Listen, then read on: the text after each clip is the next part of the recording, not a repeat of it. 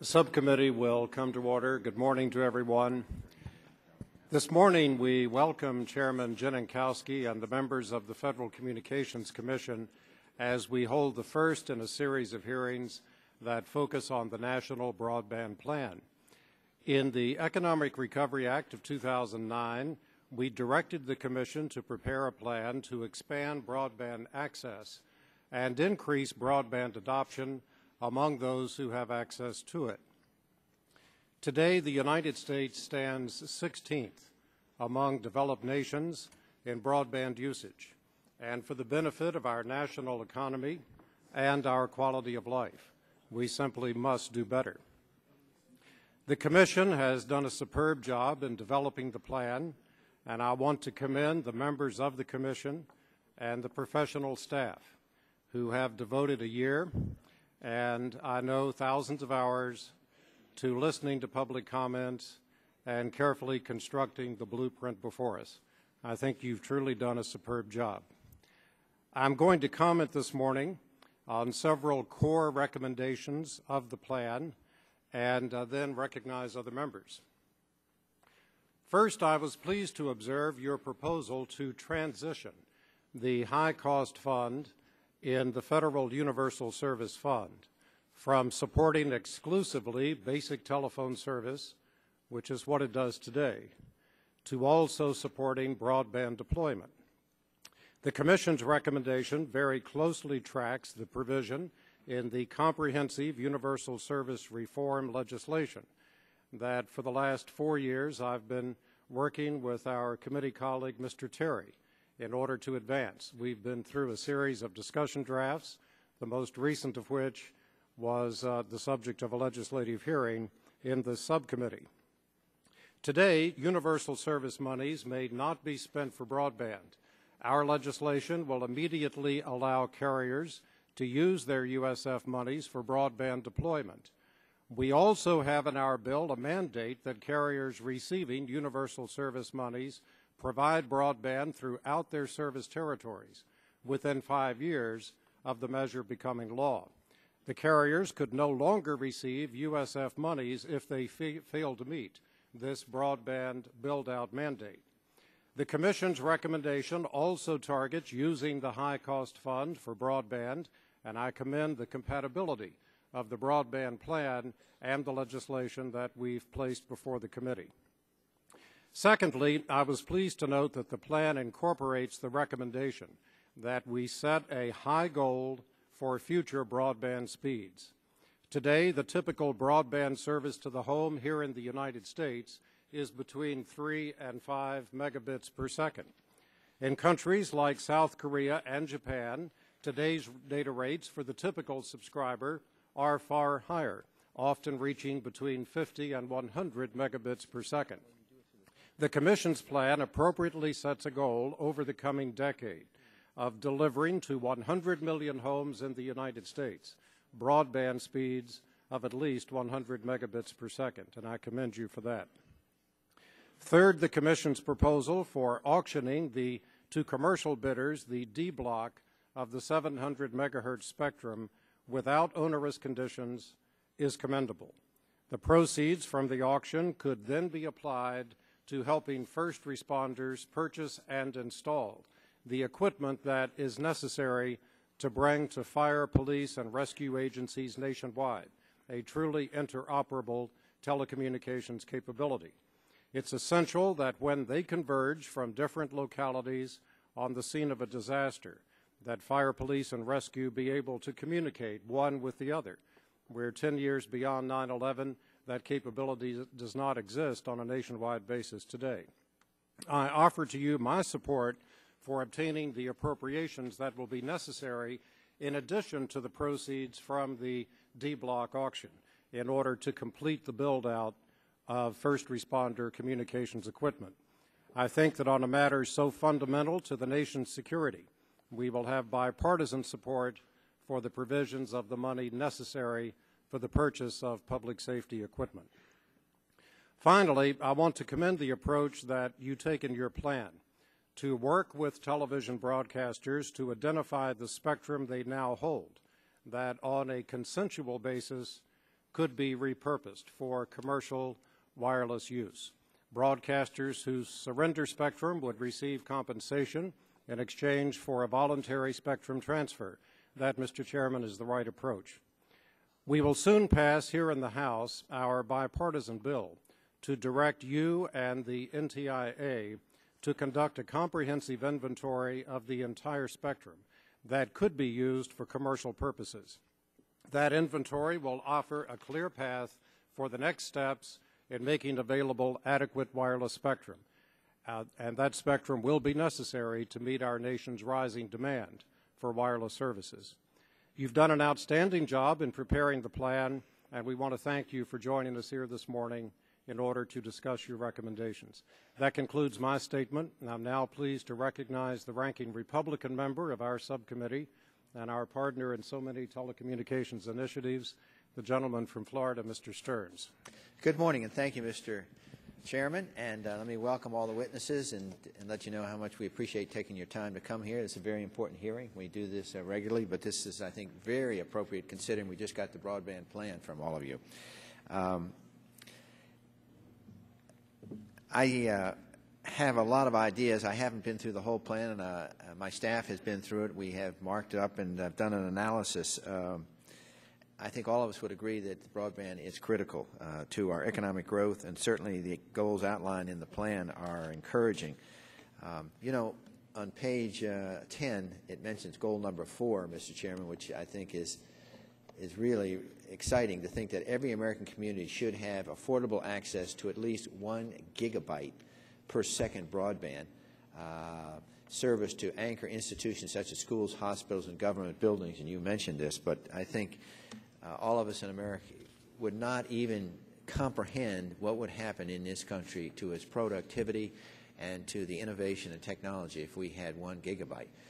So as you mentioned, oftentimes we get less than 5 megabytes through our broadband today. So I think this goal is outstanding. It's important for the Commission to recognize that much about our broadband market is working well. And that perhaps is my theme this morning, and that the plan should complement what is working rather than scrapping it. Key findings, according to the report now, that 290 million Americans, 95% of the population, today have access to at least 4 megabytes per second broadband service, and 2/3 of adults subscribe. So approximately 200 million subscribers have broadband at home today, representing a 25-fold increase in the last 10 years, up from 8 million. By comparison, I just asked the staff to look at this. It took 90 years to go from 8 million voice subscribers to 200 million under the old Title II common carrier regulations. So that should tell you something. This plan confirms that the free market, pro-investment national plan we already have in place for broadband has worked, considering how quickly we've moved. All the FCC need do then is remain focused on the 5% of households that otherwise may be uneconomic for the private sector to serve. What Congress and the FCC must do is revert to failed regulatory ideas that were designed for old technologies in a monopoly-era marketplace, such as imposing network neutrality, forcing access to facilities, and regulating rates are the surest way to deter the investment we need to reach this new broadband plan and ultimately the goal of 1 gigabyte here in America. If we don't impose regulation on broadband providers that discourage private sector investment, we can meet the FCC chairman's goal of making 100 megabyte per second service available to 100 million households by the year 2020. So we must carefully avoid any investment killing in government interventions and avoid any attempt to reclassify broadband as a Title II service. I think the plan, as we went through it, is obviously has some very good points. And I want to thank the chairman for answering my letter I sent to him, and it was nice to get the letter before the hearing, and we appreciate his response. As he pointed out, that the plan cost $20 million to create, and I'm concerned that we had to spend $20 million to confirm what a lot of us knew was that we're working, but I think it's worthwhile to get this perspective in this report. It could end up saving us more money as we move forward if we that our pro-investment approach continues, and we refrain, as I mentioned, from putting burdensome regulations in place. Now, of course, this does not mean that the government has no role, and the plan can help us in this ways. Two approaches in the plan show particular promise. The chairman mentioned this. The plan proposes to cut the waste in the universal service program and refocus it on the 5% of the country that does not have access to at least 4 megabytes per second broadband. If we're going to subsidize the broadband, concentrating on the 7 million homes that are uneconomic for the private sector to serve makes sense. Second, the plan seeks to make 500 megahertz of spectrum available for wireless broadband within 10 years. That's good.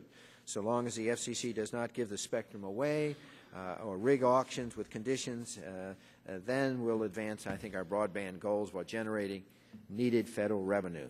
I hope that the broadband spectrum on the part of the broadcasters will be looked at carefully, that if they have to relinquish anything, it'll be on a voluntary basis, so we let that work itself out. So, Mr. Chairman, I thank you very much for this hearing, and I look forward to the testimony of our commissioners. Thank you very much, Mr. Stearns.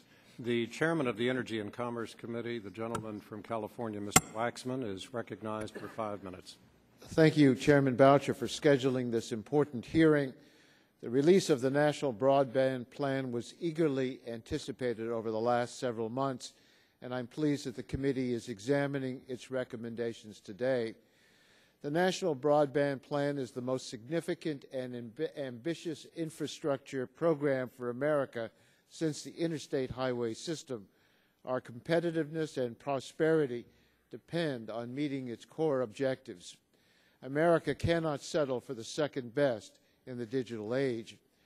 Writing this detailed blueprint was a massive undertaking, and I commend Chairman Janikowski, the broadband team, the FCC staff for the open, transparent, and data-driven process they used in preparing this report.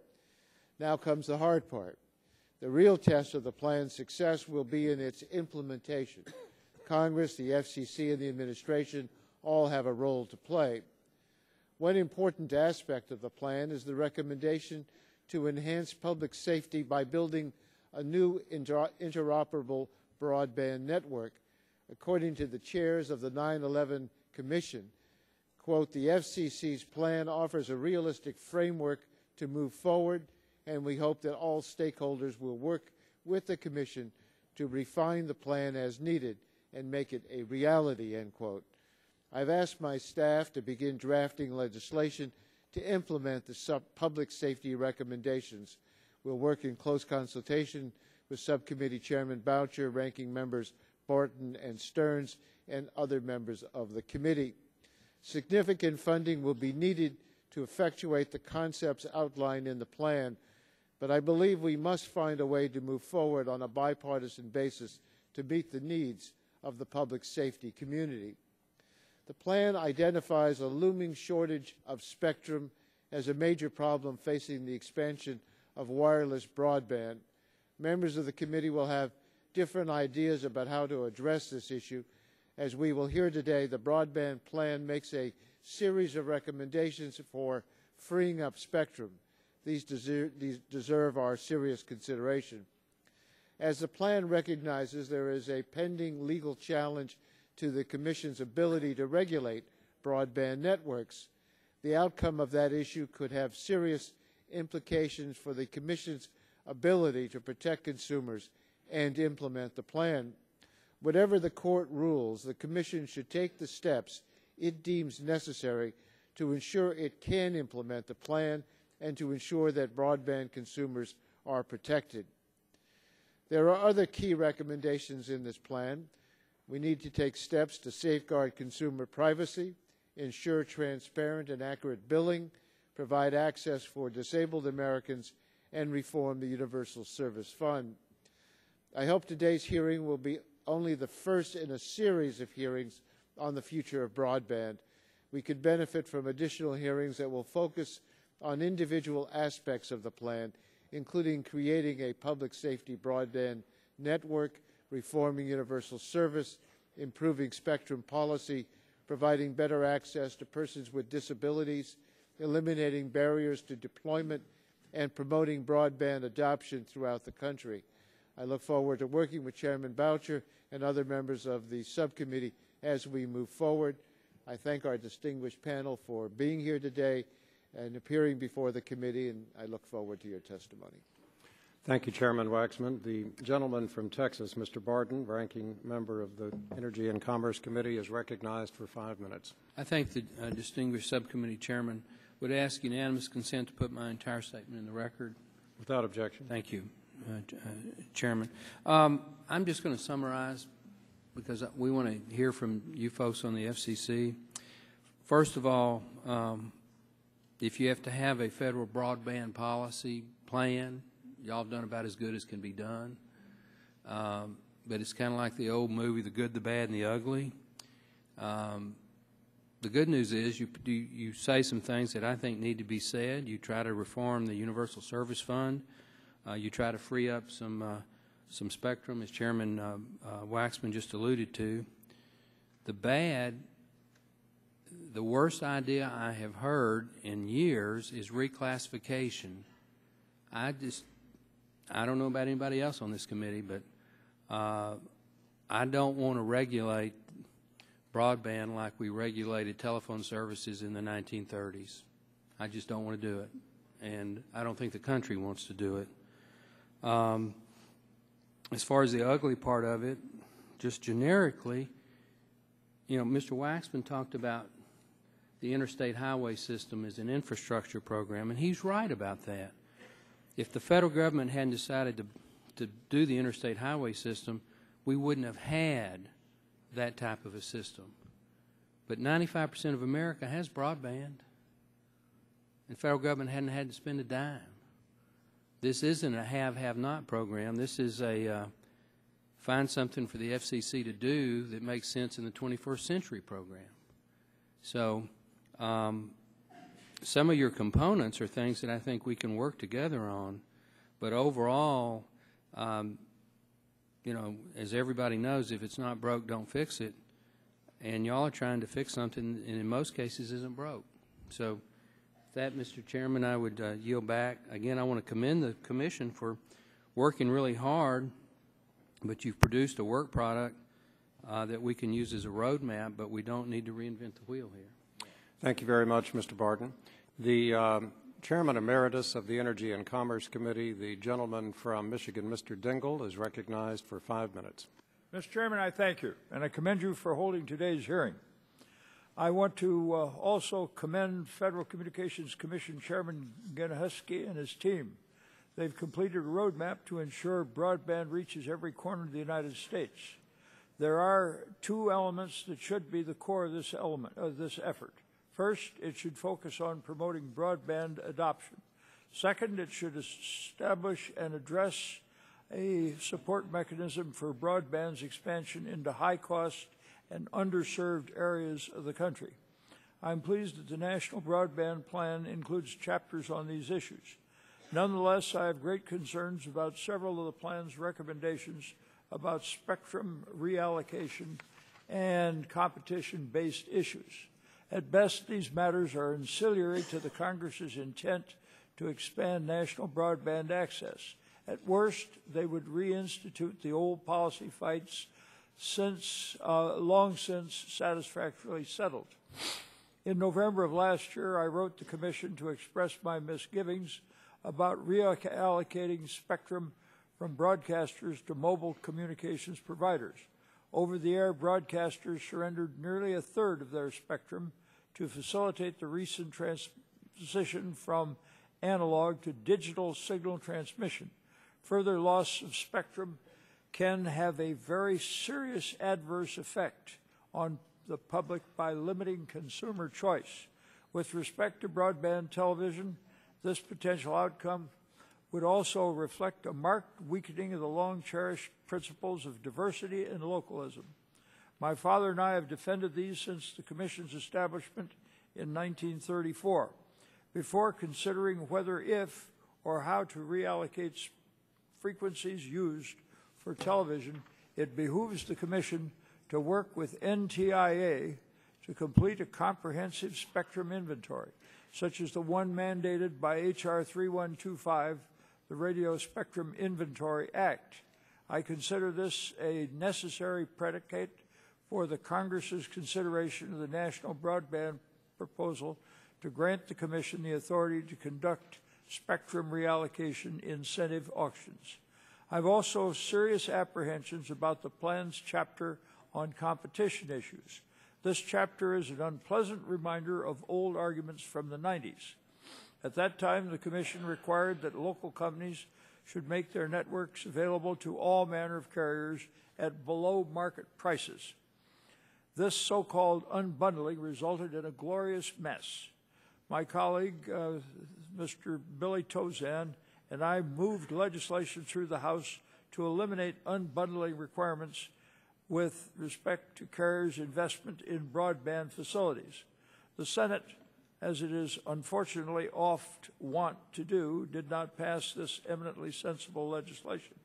But the Commission ultimately adopted the bill's essence in its triennial review of 2003. The result has been enormous investments by carriers in broadband, both in my own state of Michigan and across much of the nation. Chapter 4, the National Broadband Plan, signals the Commission's intention to revisit the unbundling statute. This, I think, is to reopen an old fight, and it gives me great concern because it can very well serve as a disincentive to necessary investments in broadband facilities.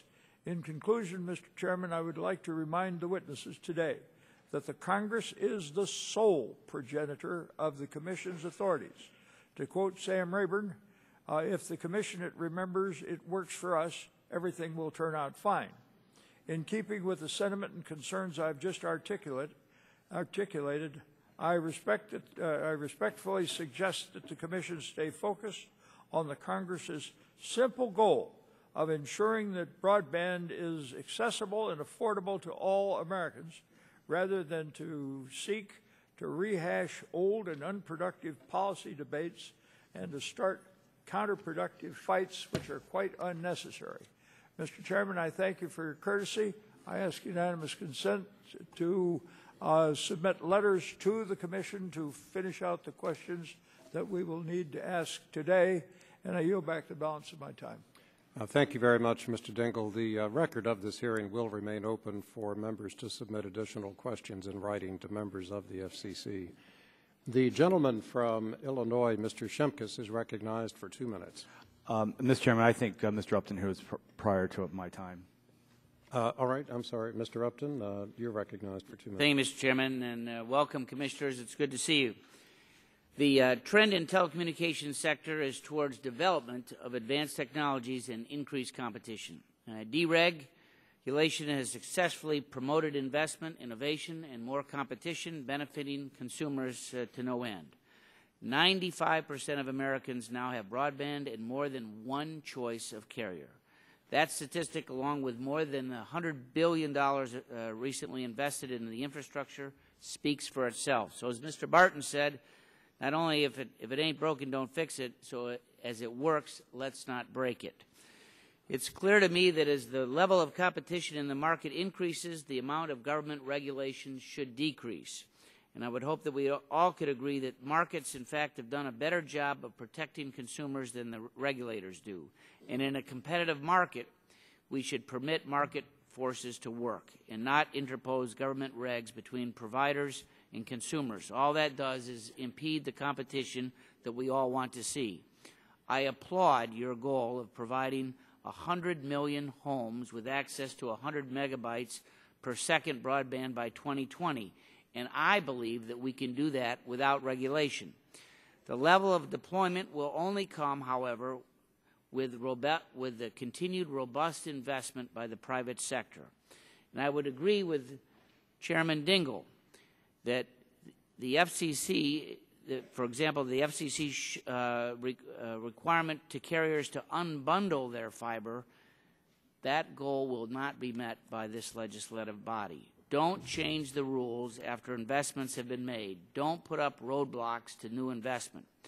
Finally, I have some concerns about spectrum repacking proposals that could cause harm to consumers and broadcasters as a result of the DTV transition broadcasters returned over 100 megahertz of spectrum to the government and at the same time increased their services. Yield back my time. Thank you, Mr. Upton. The gentleman from Massachusetts, Mr. Markey, is recognized for 2 minutes. Thank you, Mr. Chairman, very much, and congratulations to the Federal Communications Commission, to you, Mr. Chairman, all the commissioners. When I put the language in the stimulus package mandating that the Federal Communications Commission had to return this as a report back to the American people on the future of broadband just 13 months ago, I can tell you right now that you met the highest expectations which I had when I inserted that language into the law. And the table of contents is just an indication of how thoroughly you have examined this subject. Health care, education, energy and the environment, economic opportunity, government performance, civic engagement, public safety. This is as thorough a compendium of the issues that we have to work on in order to make sure that America once again regains its position as #1 in the world in broadband as could ever be asked to be put together. We have dropped from 2nd to 15th in the world, behind Luxembourg, behind Canada, behind Finland over the last 8 years. What we saw was incumbent companies going to court, going to the FCC, chipping away at the pro-investment, pro-competitive rules that we had put on the books. And as that happened, we saw slowly but surely the United States slip step by step into a position where the rest of the world looks at us over their shoulder. And this gives us the opportunity with this plan to once again regain that leadership. Google, eBay, Amazon, Hulu, we branded this made in the USA in the 1990s. But we have been slowly but surely slipping behind. So this is an incredible plan, and if it is fully implemented, both investment and consumer protection will be unleashed in a way which will guarantee that the American people will be, in fact, the country that the rest of the world looks to with envy. And we thank you for that, and we want to work with you to ensure that it is fully implemented so that we can regain that competitive edge that gave us that incredible position that we enjoyed and now has slipped from our grasp. We thank you, Mr. Chairman, for holding this hearing. We thank the Commission for being here. Thank you very much, Mr. Markey. The gentleman from Illinois, Mr. Shimkus, is recognized for 2 minutes. Thank you, Mr. Chairman. I'm glad I waited and followed my friend from Massachusetts because as far as I know, this is a product of the chairman. It's not a product of the commission. There's no vote on this plan. And I think we're going to hear that through the questions today. Not that the chairman didn't put a lot of time and effort in this and his staff. I want to debunk this 16th or 25th place. You've got to be joking me. Liechtenstein, Monaco, Qatar, Malta, Bahrain, Luxembourg, Hong Kong, South Korea, Iceland, Singapore, St. Kitts, Nevis, Macau. Every one in the top 20. We could fit the 25 in the continental United States. So we got to get off this aspect of comparing apples to oranges. And it's like saying the city of New York has it, and so we're fine. We have 95% of our people have broadband. 5% do not. You know where they're at? They're in my district. You know what? The stimulus fund is not going to them. And the RUS fund's not going to them. And that's what torques people off. 95% of us have it. It's the private sector that's rolled it out. And now we want to take over 1/6 of the economy, another 1/6 of the economy, through moving this whole information age from Title I to Title II, the dirty little secret back here. It's already been exposed. We're not going to get a surprise from the chairman this time in the hearing because it's here. Some commenters have suggested a second approach in which the FCC would implement certain plan recommendations under its Title II authority. So let's have this hearing. Let's have this debate. The system is working. Where it's not working is in rural America, which we spend billions of dollars, and the money's not going there. And we've got the rollout. We got the stimulus rollout. We're overbuilding places that have broadband right now with our tax dollars, and it's not going to where it's needed. I yield back. Thank you very much, Mr. Shimkus. The gentlelady from California, Ms. Eshoo, is recognized for 2 minutes. Thank you, Mr. Chairman, for moving so quickly to schedule this hearing, and welcome to the entire Federal Communications Commission. I've read the plan. I want to congratulate you. I think it's a bold one, and I think it's what our country needs. On this issue of where the United States is ranked in the world, according to the International Telecommunications Union, they have measured the United States, and they say that we have slipped from 11th to 17th between 2002 and 2007. We know that our standing in the world is not a source of pride to us. Fewer than 27 out of every 100 Americans have broadband service, compared with much better numbers in other countries. But today we're going to hear the plan. We're going to ask questions about it. I'm very pleased that many of the priorities that I've kind of pounded away on over the years are contained and in the plan. It really reflects my own legislative agenda. I hope we'll move expeditiously on the broadband conduit bill, which I call the digging bill, which will ensure that federally funded transportation projects require laying the broadband infrastructure, so we don't have to dig up what we've already built in order to lay down what we know we need. I also look forward to the subcommittee's fast-tracking consideration of the next generation 911 bill that my colleague John Shimkus, and I know in his fright about where we are or where we're not, he would have mentioned this. We introduced the bill 2 weeks ago. I'm ready to vote on a thorough and complete reconstruction of the Universal Service Fund and its programs so that we essentially can leapfrog into the 21st century. America has always led the world in countless ways, and that's what I find so exciting about the plan, because it is a roadmap, a plan on how we can get there. We also need to decide the future of telecommunication services and their individual classifications so that we can ensure that consumers are really properly protected and that competitiveness is encouraged.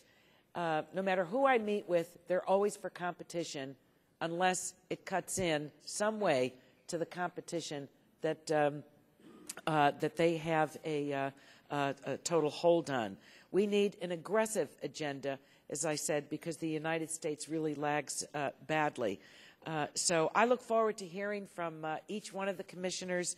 This is going to be a lively debate, but at the end of it, I think what we all, our common goal must be, is that there is competition, that every person in the country is reached by 2020 with high speeds, not with this lagging speed that somehow people have a source of pride about. I don't think it's good enough for our country.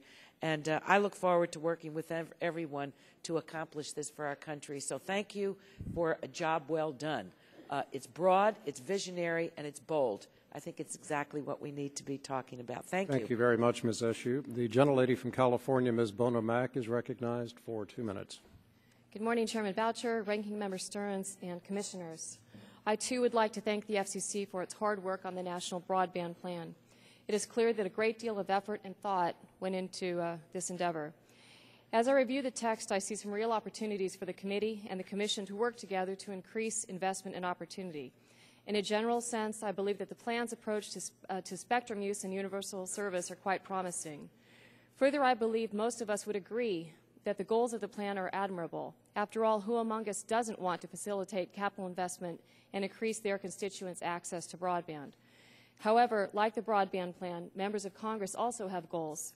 As we all stare at high unemployment rates in our districts, my goal is to support policies that create jobs for my constituents.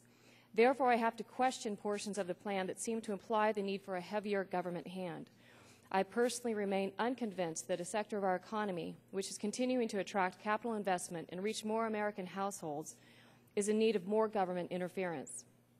As a matter of principle, I believe broadband and the high-tech sector are best served if the Commission and this committee enact policies which incentivize capital investment and promote greater economic freedom. Additionally, I strongly believe we need to take great steps to protect the digital content that is driving consumers to broadband. The creators and owners of content should have their property protected by law, and we should reward entities who work to ensure its protection, not punish them. When I read sections of the plan which call for relaxing such protections, I become very concerned. Finally, I would like to caution the FCC on pursuing any agenda without solid legal authority. One certain way to stifle investment and stall economic growth is to make decisions that create uncertainty in the marketplace and encourage litigation. Again, I would like to thank the Commission. I look forward to the question and answer portion of today's discussion. I yield back the balance of my time. Thank you very much, Ms. Bonomack. The gentleman from Michigan, Mr. Stupak, is recognized for 2 minutes. Thank you, Mr. Chairman, and thanks for convening the hearing, and welcome to the Commission. The National Broadband Plan hits a number of important issues such as public safety interoperability, transitioning the Universal Service Fund towards broadband, and freeing up additional spectrum for commercial use. I want to focus on the plan's recommendations for the construction of a national interoperable public safety broadband network. The plan's recommendation identifies an issue I've been highlighting for years, the need for a funding mechanism for the construction of an interoperable public safety network. The plan calls on Congress to establish a grant program within a year to assist in the construction of the network and create a funding mechanism.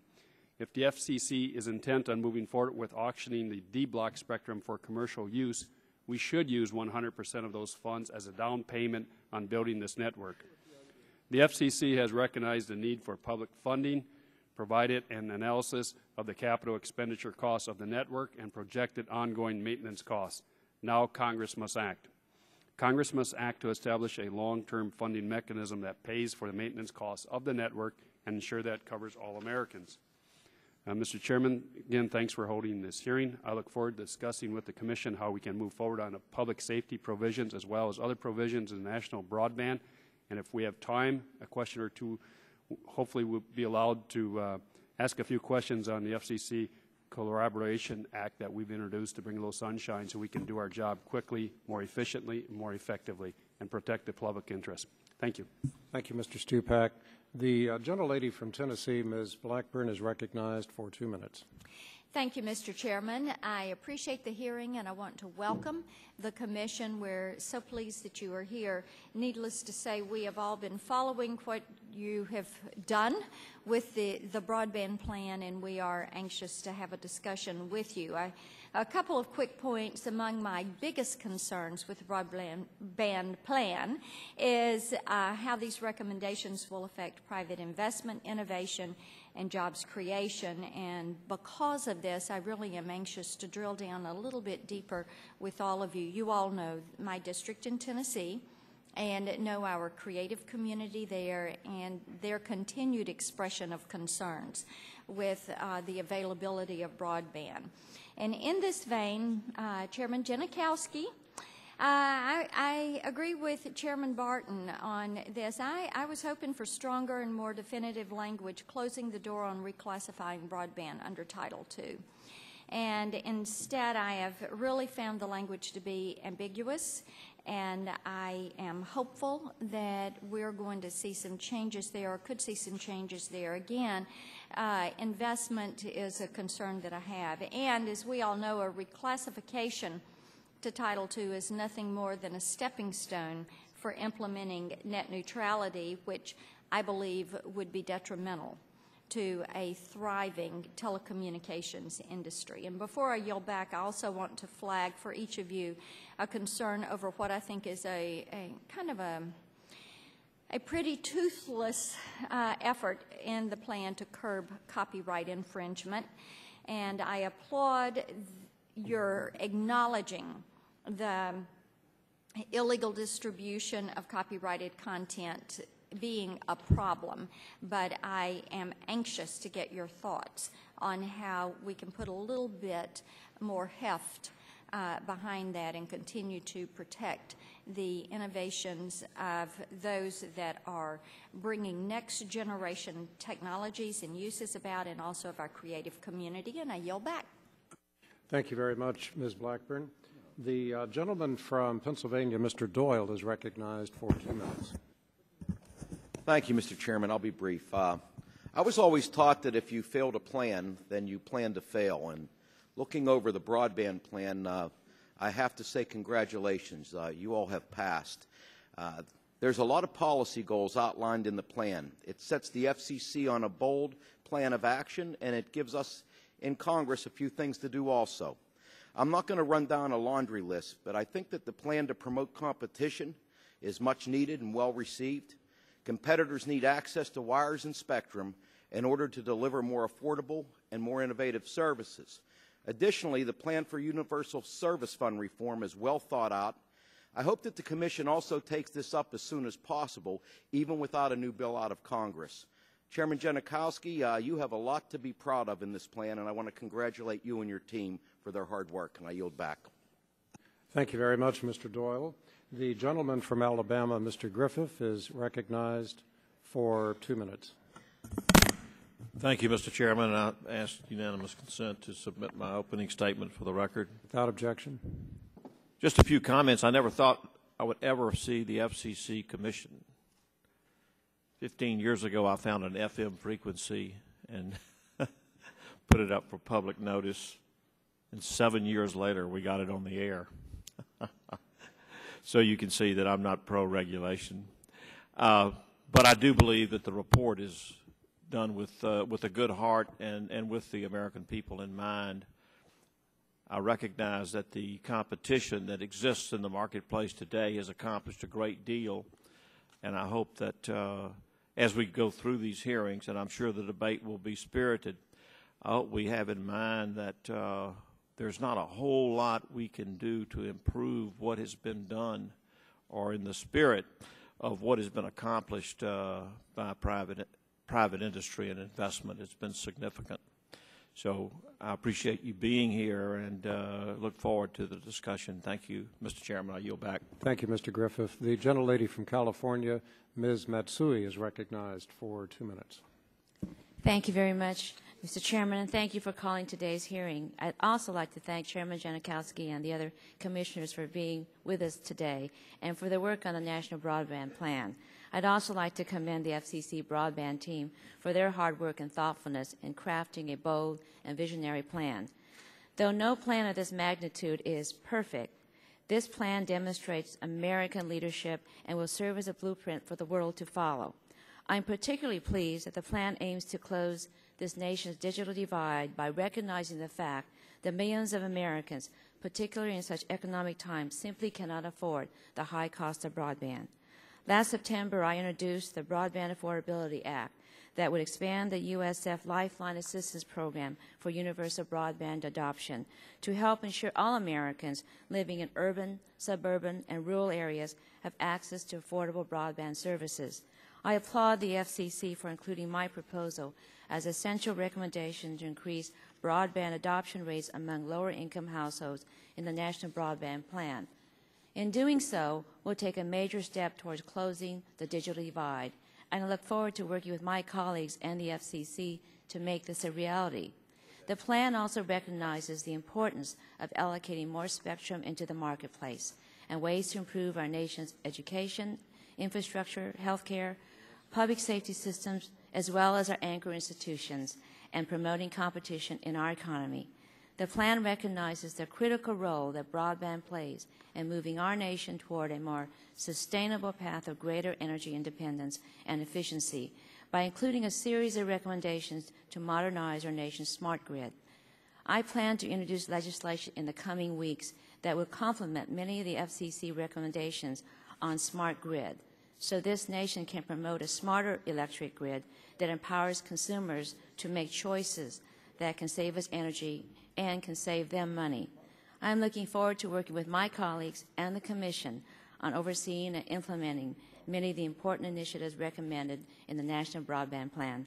I thank you, Mr. Chairman, for holding this important hearing, and I yield back the balance of my time. Thank you, Ms. Matsui. The gentleman from Nebraska, Mr. Terry, is recognized for 2 minutes. Chairman, I appreciate you holding this hearing. Mr. Chairman, thank you for being here, and Commissioners, appreciate your input. On the broadband plan, I felt that it lays a good overview Generally, I think it brought it from just a nebulous maybe 50,000 down to the 10,000-foot level, not really getting into the super granular activities or details, which I felt was good in the sense that may signal that we actually have a role in Congress. And that's the theme I want to state here today is, while I think you've done a good job of incorporating especially USF, I think Congress needs to take your plan, use that as the recommendations, but we need to do our job in Congress. Frankly, I'm uncomfortable with just saying, you take the lead on all of this stuff, we're not going to deal with it. I think the opposite, the role is for us to do it, and I'm going to take your plan as recommendations. On the Republican side, we've heard a lot about private sector involvement here, and I want to make sure that when I read the plan, I read that, yeah, there's some regulatory type of policies outlined that we will have, hopefully, great debate within this committee on. But let's not short the private sector here. $60 billion per year by the private sector in rolling out high-speed broadband in this nation should not be glossed over. We did 8 to 9 billion in the stimulus package over 2 years. So government spending in subsidy of broadband rollout is a small percentage. And if we start thinking that government's going to be the answer in rolling this out, we aren't going to get this plan adopted. So with that, I will yield back. Thank you very much, Mr. Terry. The gentleman from California, Mr. McNerney, is recognized for 2 minutes.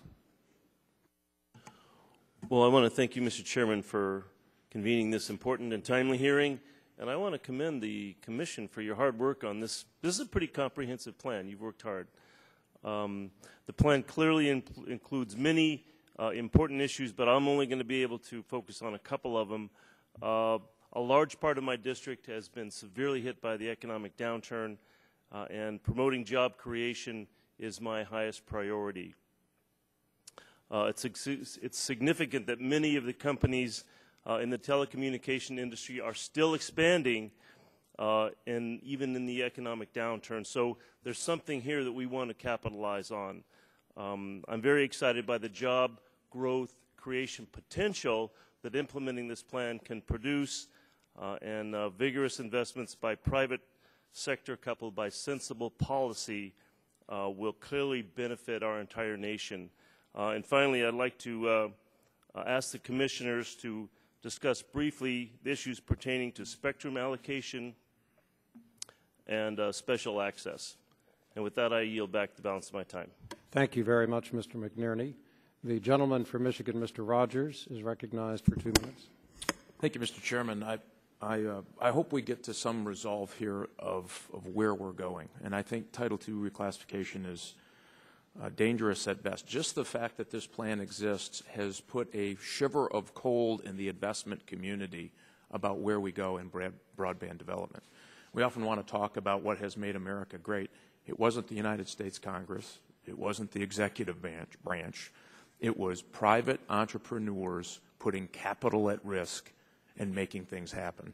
And the reason we have, my friends on the other side of the aisle say 27% or whatever figure they use, is because the private market is going to pursue a plan that allows a return on the investment so they can go to the next phase of that investment. And any time that we seek to stand in the way of that, we're going to get a horrible outcome. And just the notion that we're even talking about going to net neutrality, more regulation. I mean, if you look at why it took so long for wireless to get to where it is and phones to get where it is, just because they based the original rules, regulations, and laws on the Common Carrier Act for railroads in 1897, and we applied it to phones. This is exactly that same kind of iron horse regulatory ideas on an industry that is changing so fast we can't keep up with it. I mean, satellites are going to get ready to go to 4G here pretty soon. What we ought to do is get out of their way and let competition reign the day. The reason those other countries did it the way they did is because they don't have economies like the United States. They don't have the kind of investment and investors that the United States does. There is a marketplace here that is attracting money. My fear is if we continue down this path, we will stop that investment. And I think we'll do far more harm than good. Doesn't mean there's not a role for government. I think we can work on those things. But the very principle and idea that you've thrown this into this uncertainty in the marketplace, I think is a little bit dangerous to what I think is competitive development of broadband, and I would yield back my time. Look forward to Thank you very much, Mr. Rogers. The gentleman from Connecticut, Mr. Murphy, is recognized for 2 minutes. Thank you, Mr. Chairman. I'll associate myself with a portion of Mr. Rogers' remarks, except to say that I think what's made this country great are free markets, but structured free markets. And I appreciate the hard work that the Commission has put into this plan. It can certainly be improved, but it provides, I think, the type of structure that we need to make sure that the type of robust capital investment that we know is going to build out our broadband system is done in the fairest means possible. I would just like to associate myself with remarks made with respect to the issue of online piracy. And I understand that in the open Internet notice of proposed rulemaking, the Chairman has stated very clearly that the Internet and this new broadband platform should not be a shield for violations of the law and copyright infringement, but I think you're hearing from both sides of the aisle that there's a little bit of dissatisfaction on the amount of focus in this report on that issue. This country is losing billions of dollars every year to Internet piracy, and the trend is going in only one direction. As much as we can ask content providers to do, ultimately, I think the solution largely lies in the hands of those distribution networks that are going to take advantage of what is now a partially federally funded broadband network. And so I think you're hearing from a number of people that we'd love to hear some comments from the Commission on how we think we either revise the plan or add to the plan with respect to piracy in order to guard copyright moving forward. But all in all, I would agree with many of my colleagues to say that this is a product of, I think, great labor and I think of great importance for the rollout of broadband in this country. I yield back. Thank you very much, Mr. Murphy. The gentleman from Missouri, Mr. Blunt, is recognized for 2 minutes. Thank you, Mr. Chairman. I have remarks for the record. In addition to that, I'd just like to say that the comments that I made and others made at our hearing on this last year about unserved versus underserved areas continue to trouble me as we go into defining what unserved areas are. It does seem to me that in rural areas particularly you run the great risk of making that service untenable because you create a competitor in a marketplace that can barely handle one provider. I'm concerned by that. I'm concerned by what net neutrality as it's in this plan that might lead to needless regulation, unbundling, mandates. All of those things discourage the build-outs in the areas that we need them. I do think that the universal service reform and the spectrum planks of the new plan probably keep us away from that regulation if we focus on them instead of the other things. But, Mr. Chairman and Ms. Stearns, thanks for holding this hearing.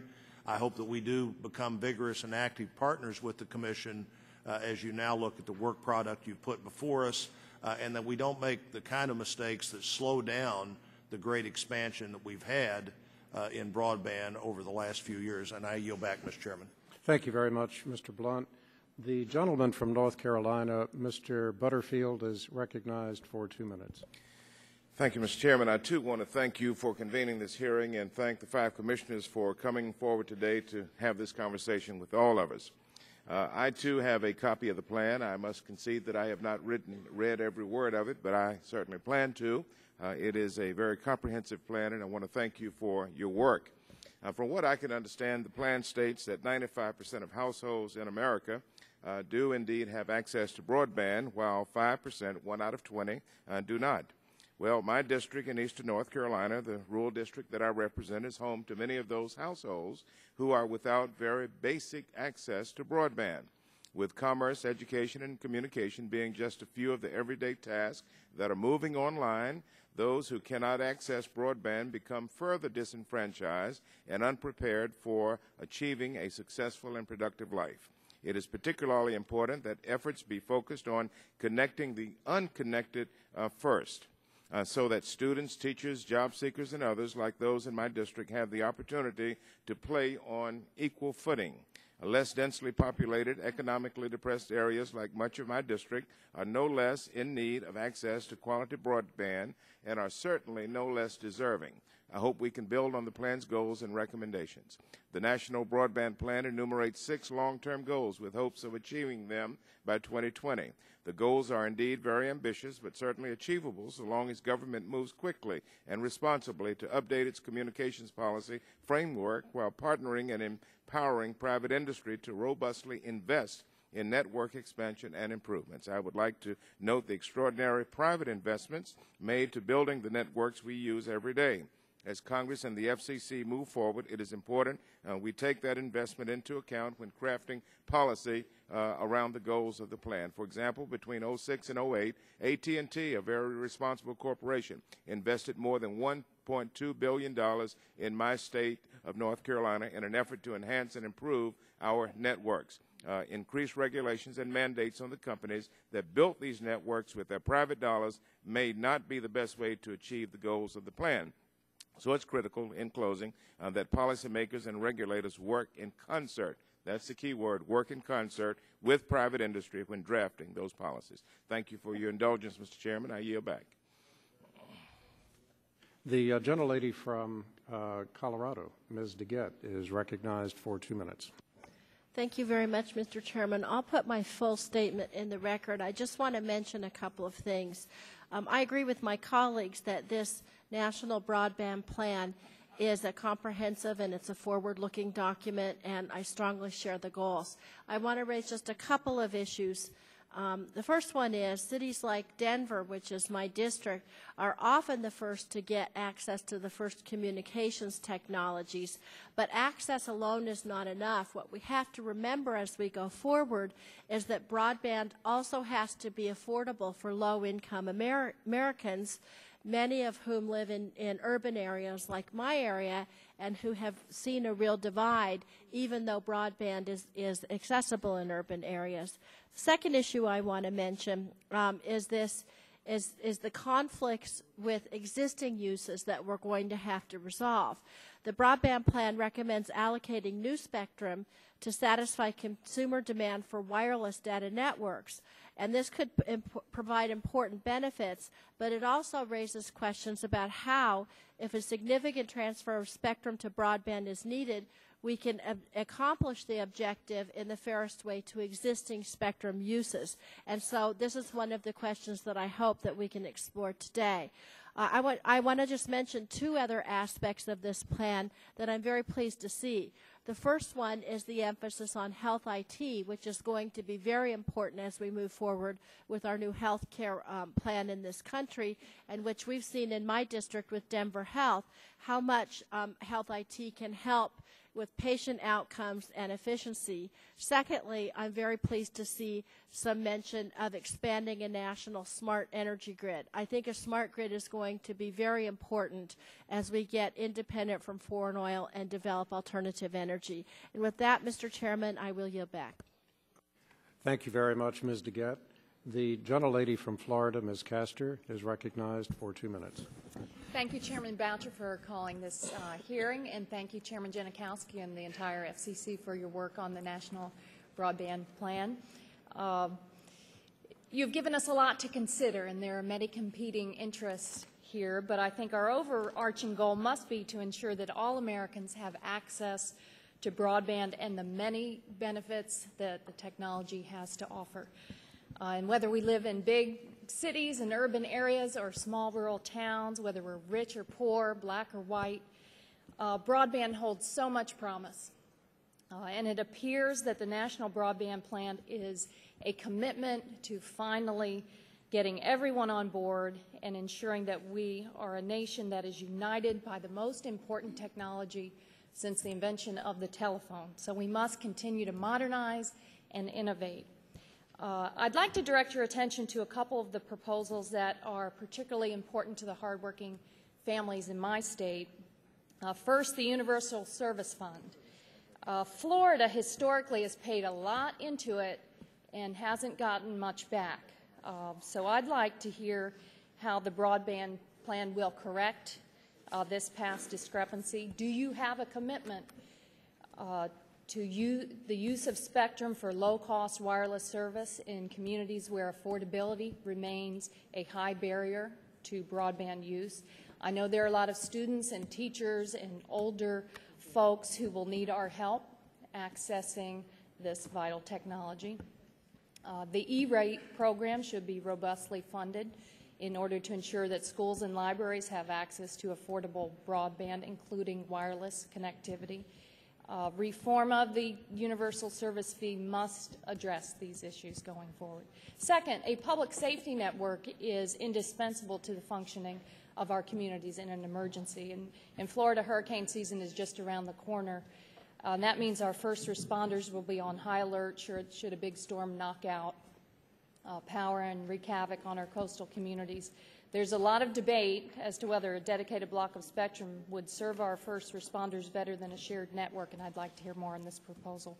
Overall, I'm supportive of the recommendations in the plan. I think it strikes a good balance between the incentives for innovation and incorporates practical mechanism to bridge the digital divide. Congratulations. Thank you very much, Ms. Castor. The gentlelady from the Virgin Islands, Ms. Christensen, is recognized for 2 minutes. Thank you, Chairman Boucher, and thank you for holding this hearing so that we can go home better informed about the National Broadband Plan that was unveiled by the FCC this week. Although the number of people connected to broadband in this country has gone from 8 million in 2000 to almost 200 million last year, far too many families are still not connected, and our world rankings are far too low. So while this plan is a solid blueprint, I do look forward to its implementations, closing the gaps, and propelling us into the world leadership that we used to have before. It cannot be that because they are not connected, children can't do their homework, individuals can't access jobs, small businesses cannot buy or sell competitively, healthcare cannot reach everyone who needs it, and our public safety agencies cannot communicate well enough to protect us in an emergency. So this plan needs to ensure all of this while preserving and stimulating competitiveness and keeping costs affordable. Is quite a challenge you and all of us have ahead of us. We'll monitor with great interest the reforming of the Universal Service Fund and the E-rate, which we've had problems with in the Virgin Islands, as well as the freeing up and the auctioning of the spectrum. I have several concerns, one being, of course, that the territories be fully included. The rest of them I'll hope to get to in questions. And again, I want to commend you, Chairman Janikowski, and the other commissioners for the transparent, the open, the comprehensive process, and welcome all of you back to the subcommittee. Thank you, Ms. Christensen. The gentleman from New York, Mr. Weiner, is recognized for 2 minutes.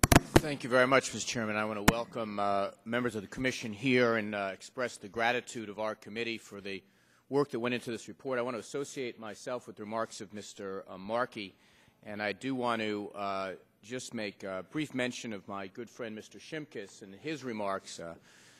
He's able to work up in a level of indignancy by 10 o'clock most of us can't muster in a whole day. And, but it's important to note that having a conversation about broadband and our economy without looking at what we're doing and not doing and how we're slipping in relation to other states and other nations is just folly.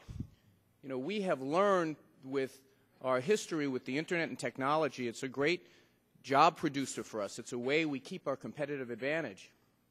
It would be akin to opening up a shoe store in a neighborhood and saying, I'm not going to look at any of the shoe stores in the neighborhood or in the neighboring town to find out what they're doing right or wrong. We have to think that way. And too often and it's a constitutional problem probably, that we think for a year, to the next budget, to the next fiscal year, to the next appropriation bill. This document that was produced by the FCC takes that and turns it on its head and said we have to look for the next generation, for the next 30 years, for the next 50 years. Admittedly, there are going to be some elements of this plan that are going to maybe create problems for one sector, maybe are going to encourage other sectors, but that is exactly the type of thinking that we should want to do. we have to remember as we look at this committee that we are looking for opportunities in this document to produce thousands and thousands and thousands of jobs. But we're not going to know exactly what they're going to look like. That's the way technology always operates. We are at our best at this body and in this subcommittee when we are laying the groundwork for innovation.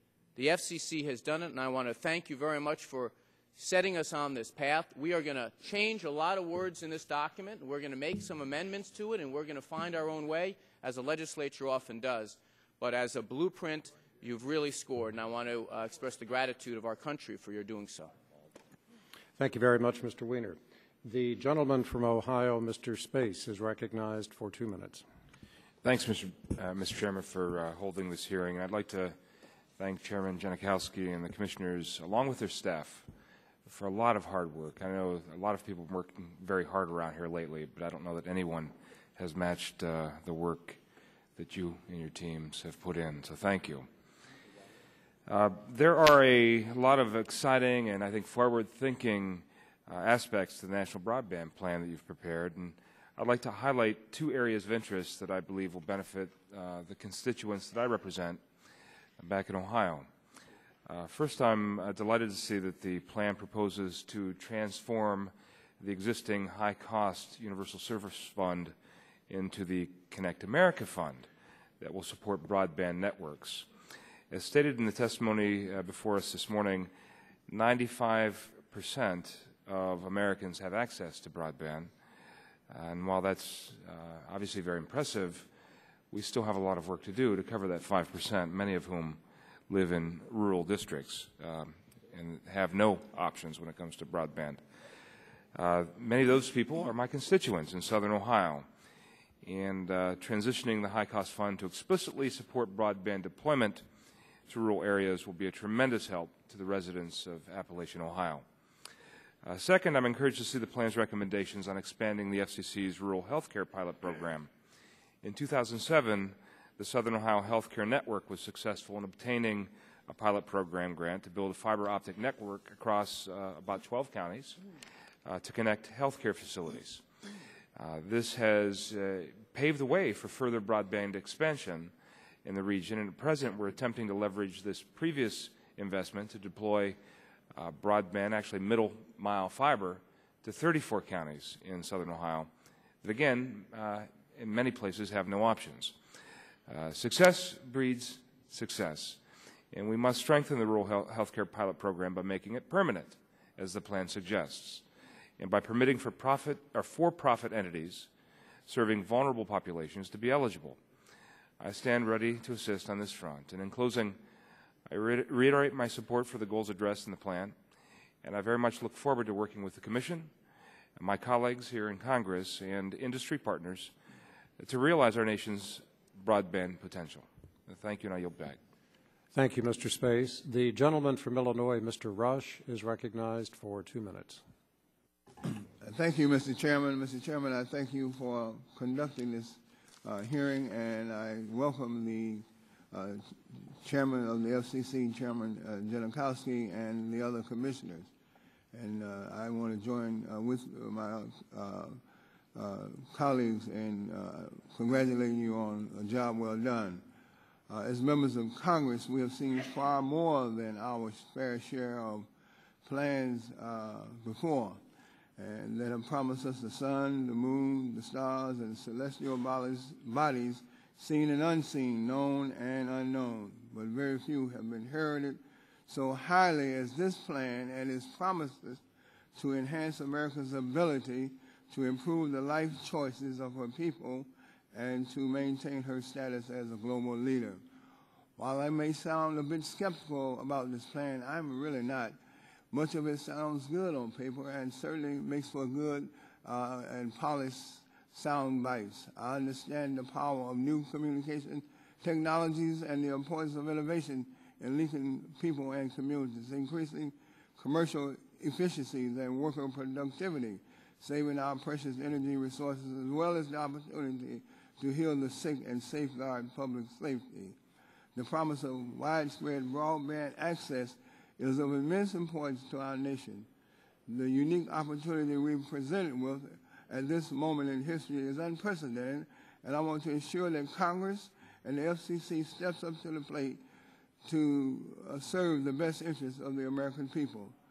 Mr. Chairman, we will not get too many bites at this apple. If we don't execute this plan comprehensively and thoughtfully, we will miss out on a huge opportunity while also setting back the short-term and long-term technology needs and interests of the American people. I am therefore keenly interested in hearing the Commission's perspective, especially on how the increased adoption of the broadband plan can help to drive our economy out of its current doldrums by stimulating new jobs as well as opportunities for small business and innovative entrepreneurs. The plan as it currently reads does not provide any recommendations, however, on how small and minority businesses can stimulate the American economy, and I think the plan should. I think, to be frank, Commissioners, I think that this is a stunning omission. And, Mr. Chairman, with that said, I yield back the balance of my time. Thank you very much, Mr. Rush. The gentleman from Vermont, Mr. Welch, is recognized for 2 minutes. Thank you very much, Mr. Chairman. 2 points and 1 observation. First, the work that you're doing is absolutely critical to the future economic growth of this country. And what you've presented is a solid plan that embraces competition, an acknowledgement if we're going to have competition, we have to have access to the wires and the spectrum, and that we have to have universal service so it's going to reach the most remote parts of our country. Tremendous. Second, you have done this on a bipartisan basis. And I got to tell you, that's pretty unique around here, and I want to thank you for that. And this is my observation. You have taken a very difficult topic, presented a solid plan, and done it on a bipartisan basis, and it's so effective you may embarrass us into trying to do the same. Thank you. Thank you, Mr. Welch. The gentleman from Washington State, Mr. Inslee, is recognized for 2 minutes. Thank you. I just want to note the work you're doing is helpful to improve our health reform efforts, which are new and still building. I just want to point one instance where our broadband policy can help the city of Republic, Washington, in eastern Washington. You essentially have to turn off all the computers in Republic of Washington if you want to send an X-ray from Republic to have it read by a diagnostician in Seattle. That's unacceptable. This is part of our health reform effort as well. I just want to make 3 quick points. First, I appreciate the plan's effort to complete our white spaces program, which can free up spectrum, can allow the geniuses who are coming to create these new technologies. It's very exciting to get that done. Second, I'm pleased that you support essentially the direction and moving in our spectrum allocation provision. We've passed a bill in this committee to get that done, and you've joined us in that effort. We hope that'll actually be law before we even get the next version of the report out. Third, I'm pleased that you've got the public safety block. You've got some ideas how to move forward. This is very frustrating to all of us to not to have an interoperable system at this late date, with our law enforcement officers not having and firefighters not having systems. Got to get that job done. I think we're on the right track. Thank you. Mr. Inslee, thank you very much, and thanks to all members for being expeditious this morning. Well, you've heard from us. Now we get to hear from you, and we would like to welcome the members of the Federal Communications Commission, the chairman, Julius Jeninkowski, Commissioner Michael Copps, Commissioner Robert McDowell, Commissioner Minion Clyburn, and Commissioner Meredith Baker. Without objection, your prepared written statements will be made a part of the record. We would welcome your oral summaries and ask that you keep those to approximately 5 minutes so that we will have ample time to question you. Chairman Jeninkowski, we welcome you and will be happy to hear your statement. Thank you, Chairman Boucher. Ranking Member Stearns, members of the committee, thank you all for the chance to testify in the National Broadband Plan. The plan addresses the opportunities and challenges of broadband high-speed internet in a way that reflects a strong conviction that as our nation rebuilds its economy, broadband can and must serve as a foundation for long-term economic growth. Chairman Jeninkowski, if I could get you to pull that microphone just a little bit closer, we can hear you. How is that? Better. That's much better. Thank you. Thank you. Thank you. a foundation, broadband, for long-term economic growth, ongoing investment, and enduring job creation. Multiple studies tell us the same thing.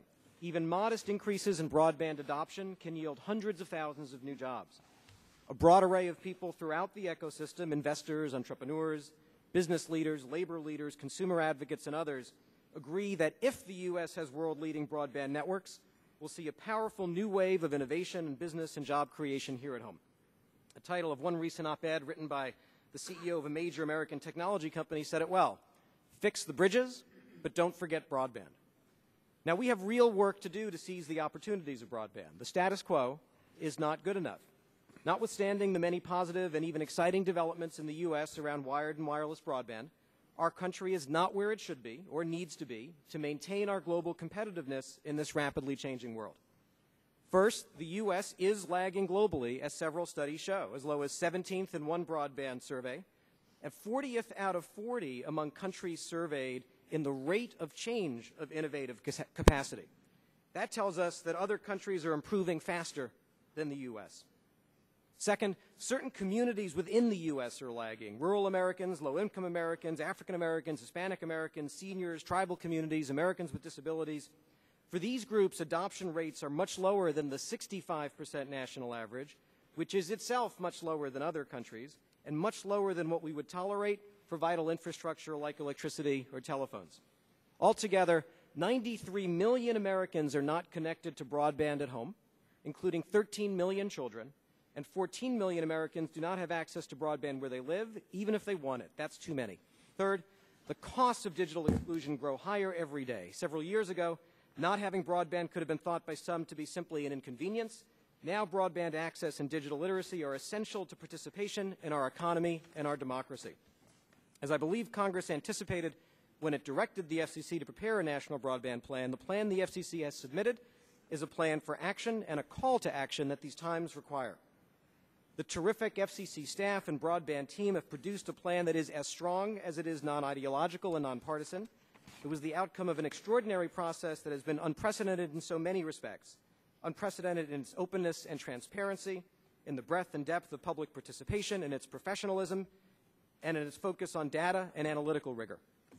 The plan sets ambitious goals for the country, including access for every American to robust and affordable broadband service and the skills to subscribe, broadband speed of at least 1 gigabit to at least one library, school, or other public anchor institution in every community, affordable 100 megabits per second to 100 million households, world-leading mobile innovation with the fastest and most extensive wireless networks of any nation, access for every first responder to a nationwide interoperable broadband public safety network. In addition to these and other goals, the plan lays out a robust, sensible, and efficient roadmap for achieving them. Among other things, it proposes a once-in-a-generation transformation of the Universal Service Fund from yesterday's technology to tomorrow's. It proposes recovering and unleashing licensed and unlicensed spectrum so that we can head off the looming spectrum crisis and lead the world in mobile. It proposes ways to cut red tape, lower the cost of private investment, and accelerate deployment of wired and wireless networks.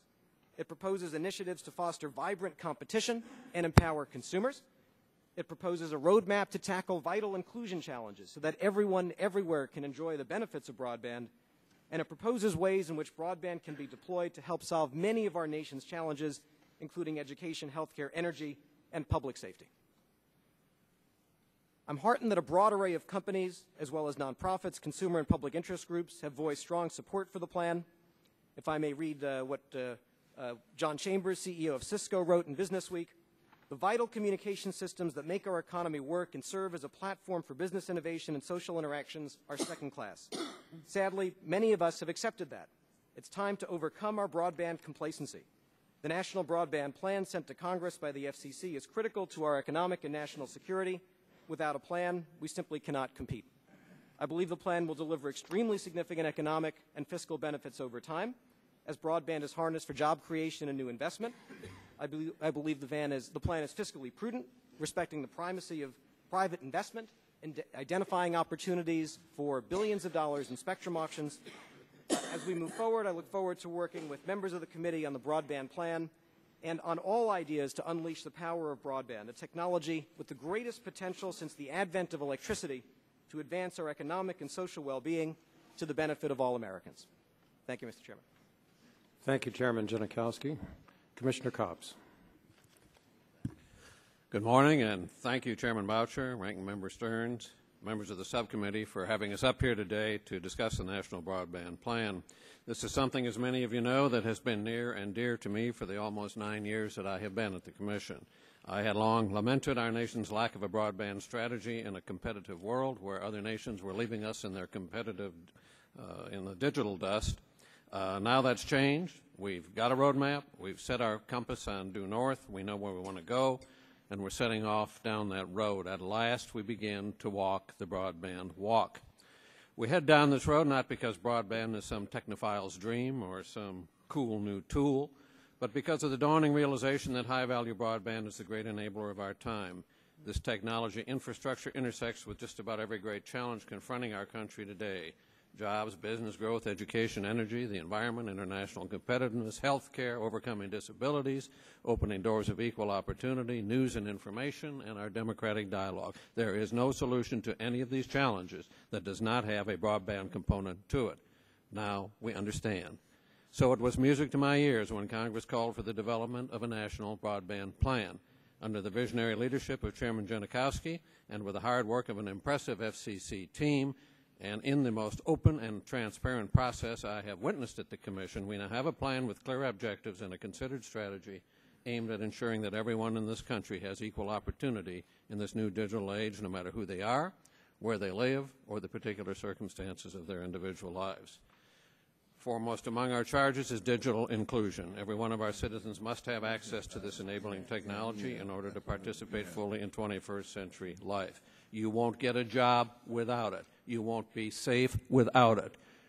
You can't be well educated without it. You cannot be an engaged citizen without it. So surely America cannot afford to have any digital divides between haves and have-nots, between those living in big cities and those in rural areas or tribal lands, between the able-bodied and people with disabilities. Broadband must leave no American behind, including the original Americans, Native Americans. I encourage the broadband team to make sure this plan works for Indian country, and I am pleased with the recommendations that have been delivered. I also wanted to ensure that the plan was aimed at providing full accessibility to persons with disabilities.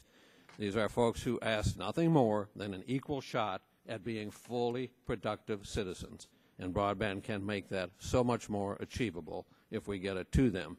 My written testimony elaborates on these 2 points.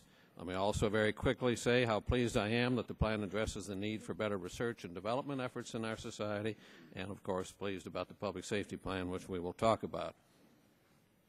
I want to spend my last couple of minutes on the perhaps less tangible but no less important dimensions of broadband.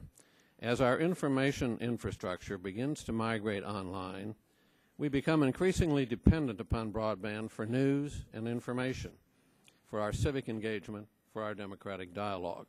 America's future town square will be paved with broadband bricks. We need to make sure it is available to all and open to all.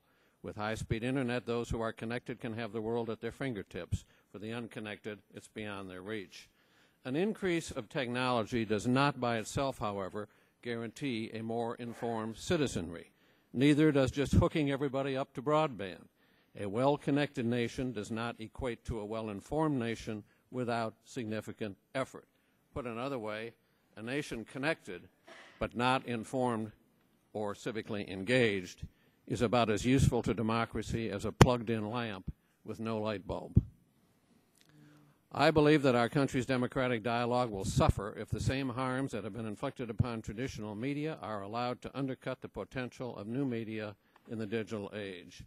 Time happily spares you my extended remarks on this subject, but we all know journalism is in trouble, journalism is a crossroads, and we'd better do something about how the American people are going to receive the news and information they need in a world where the town square is going broadband and where a critically important public interest has somehow to be safeguarded.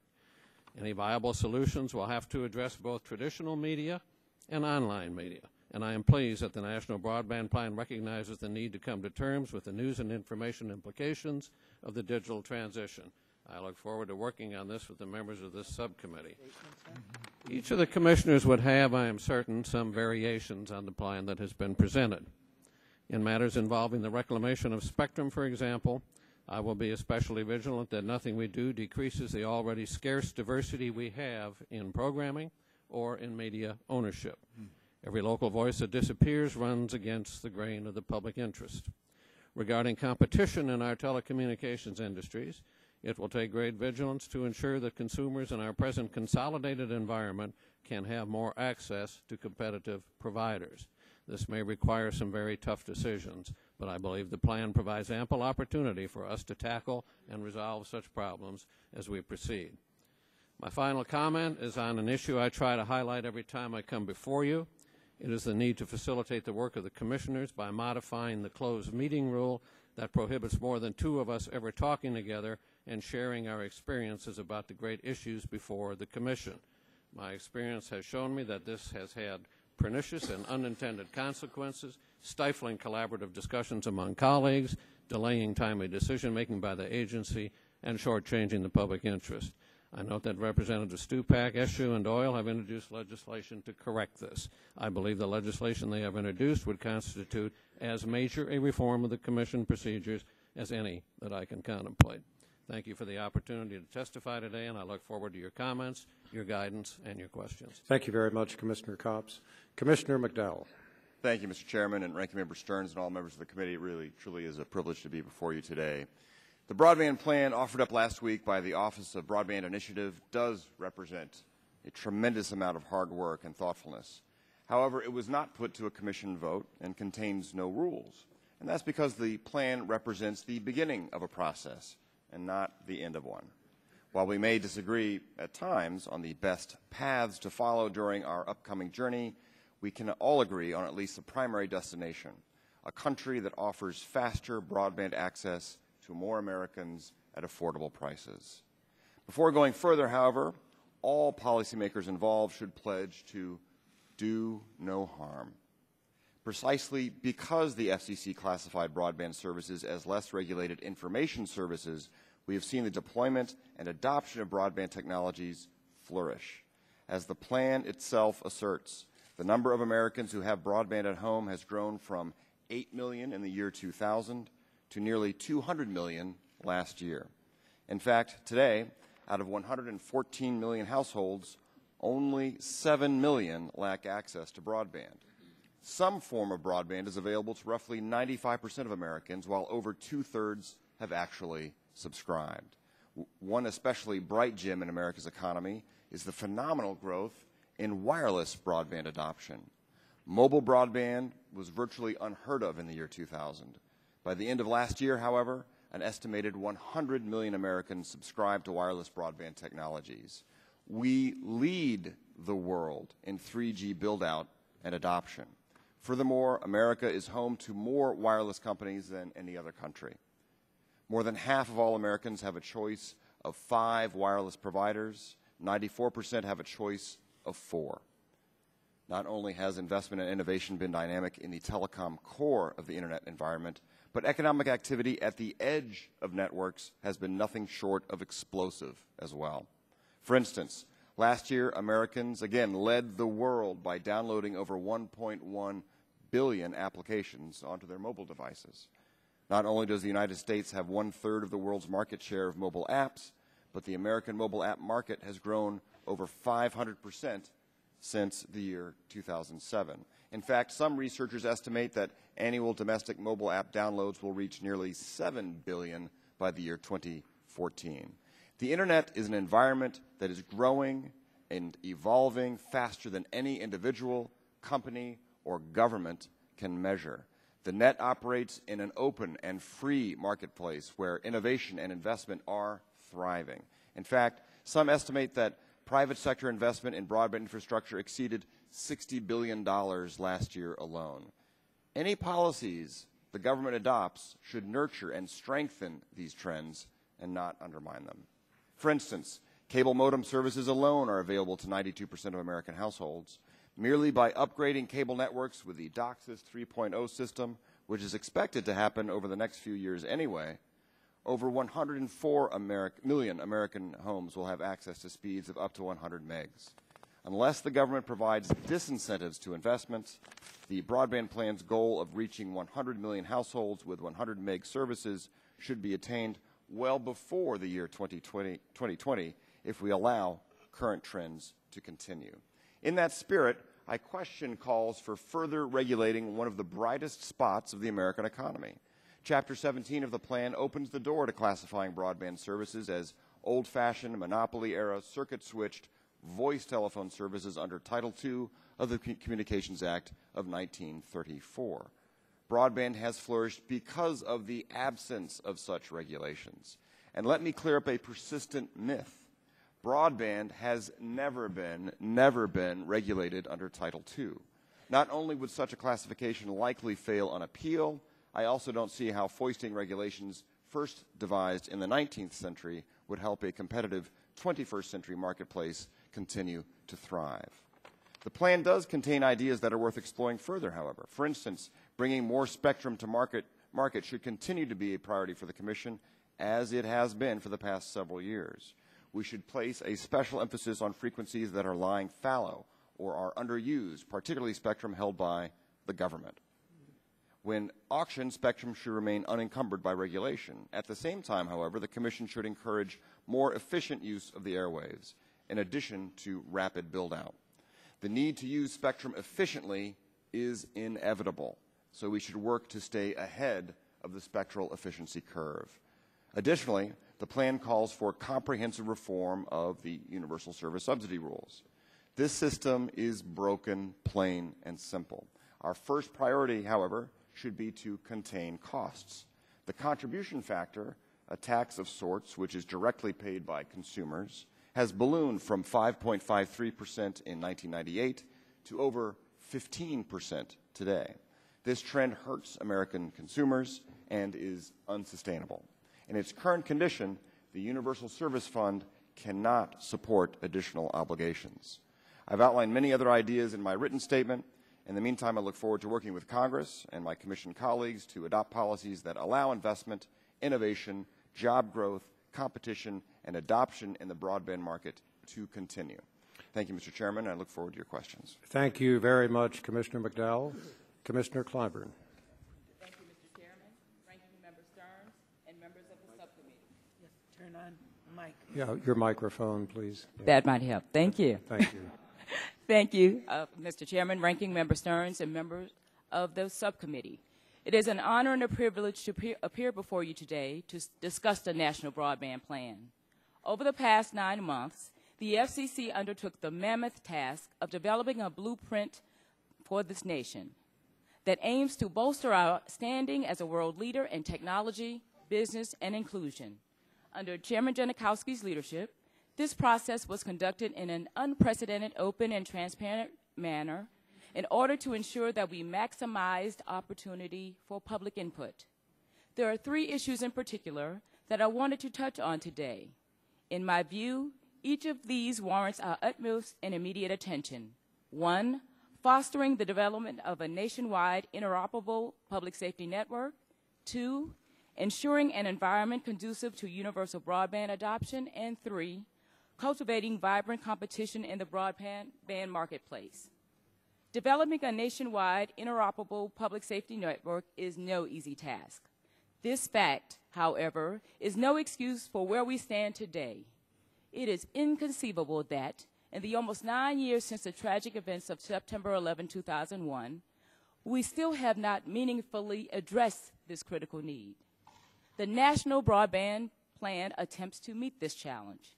It offers concrete steps for a nationwide public safety wireless broadband network that will provide needed functionality and interoperability for the public safety community.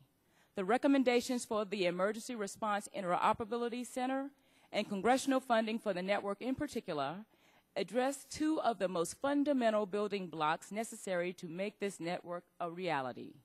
Moreover, the plan sets forth a rigorous program to make sure we get the details right, and the Commission has already put these ideas in motion by hosting a technical panel to review the finer points of the proposed network. Another indispensable part of the plan concerns broadband adoption. Approximately 1/3 of Americans have not adopted broadband at home. While some view this percentage as a success, there are reasons to be concerned. High-speed internet is the gateway to opportunity and is fast becoming a requirement for meaningful citizenship.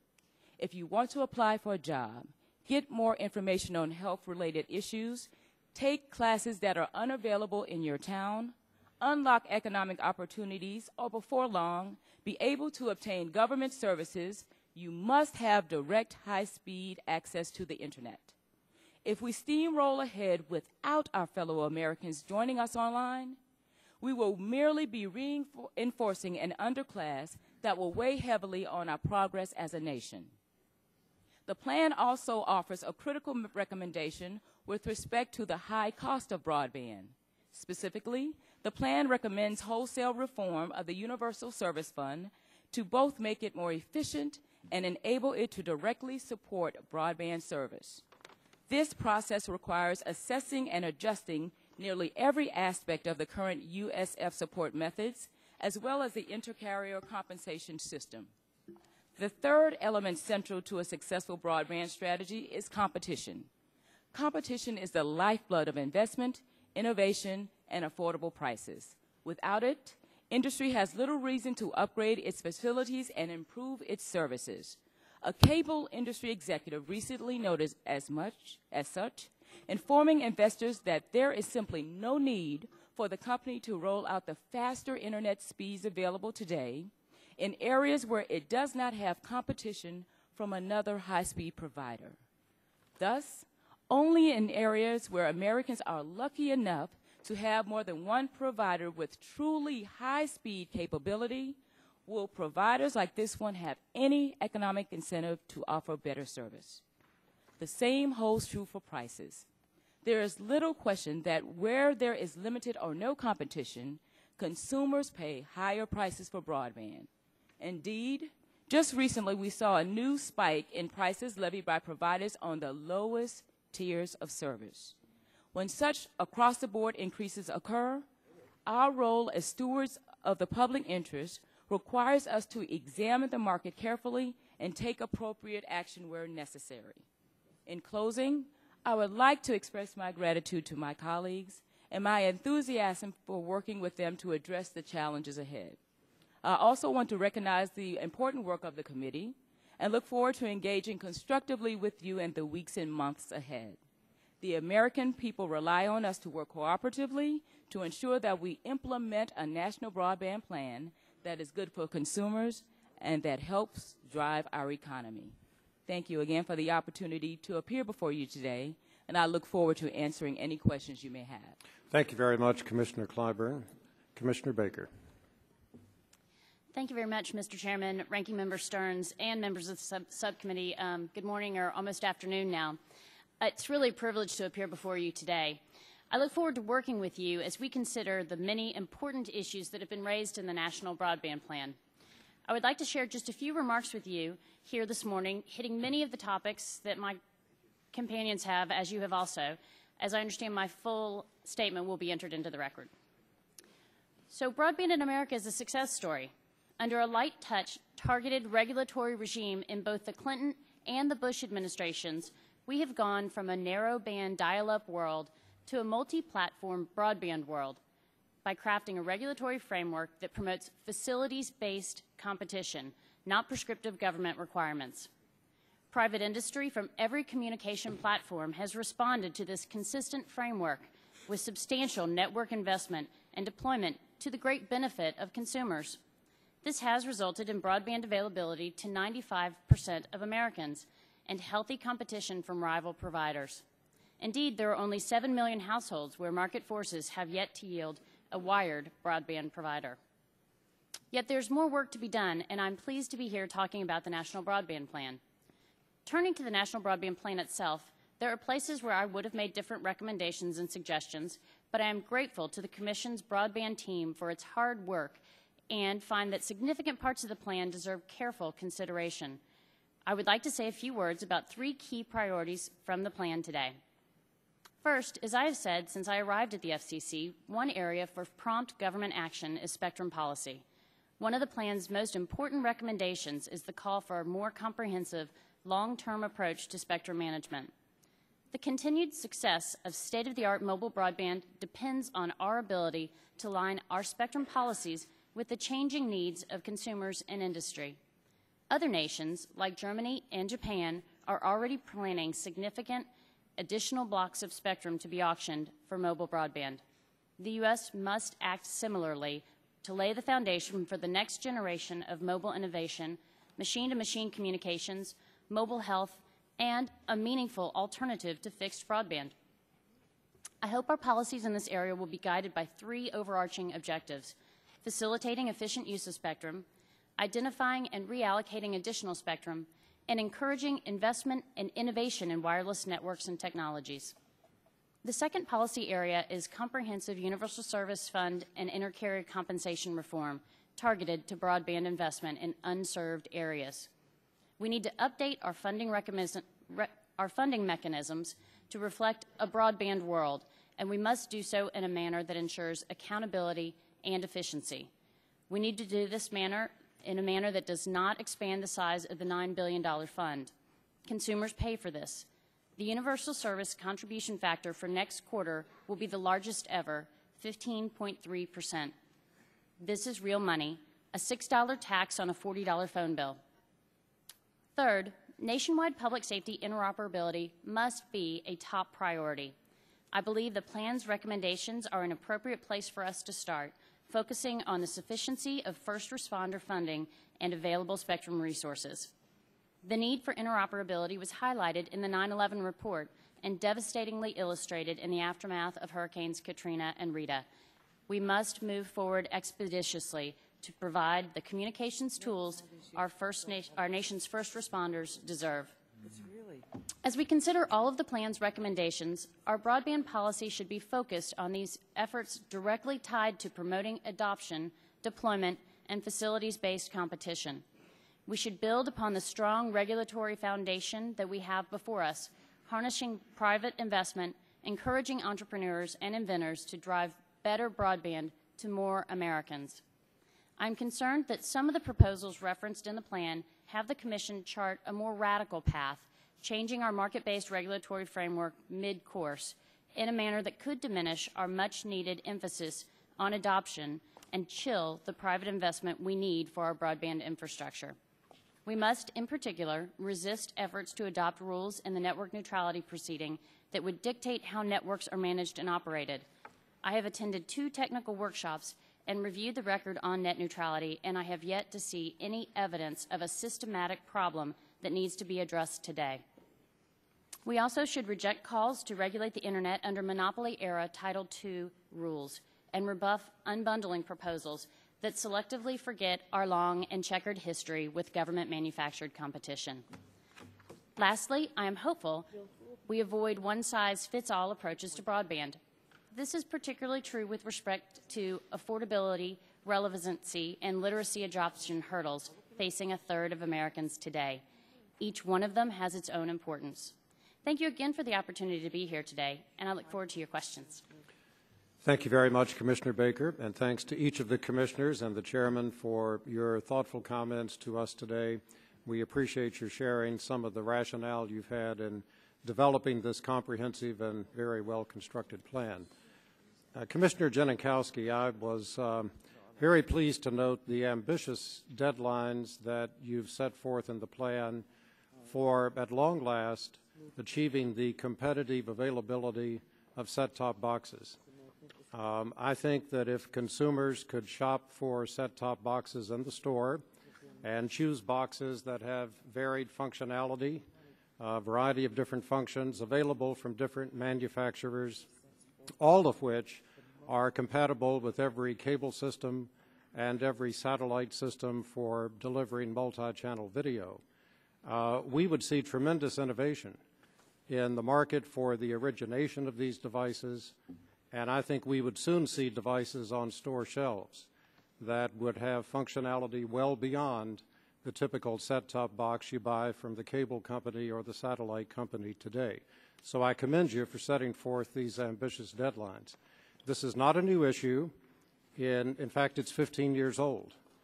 In the 96 Communications Act, we directed the Commission to move forward with the rulemaking in order to assure the competitive availability of these set-top boxes. And still today, consumers can't go to the store and shop for a variety of different set-top boxes. So I'm glad to see the recommendation. I would ask you if you agree with me that rather than putting forth a mere notice of inquiry and continuing for a much longer period of time the discussion about this, it's now time to move to a notice of proposed rulemaking. I think it is. I hope you would agree, and I would ask for your response. Well, first of all, thank you for raising that topic. It's an important one for the. And if you could pull the mic a bit closer, all right, we can hear you better. That you mentioned, Congress did require competition in this area. We've seen much less competition and innovation than we could. The reason that it's in the broadband plan is that the team realized during its work that while computers are only in about 76% of homes, TVs are in almost 100% of homes. And so if we can unleash this particular market, that can help accelerate our broadband goals.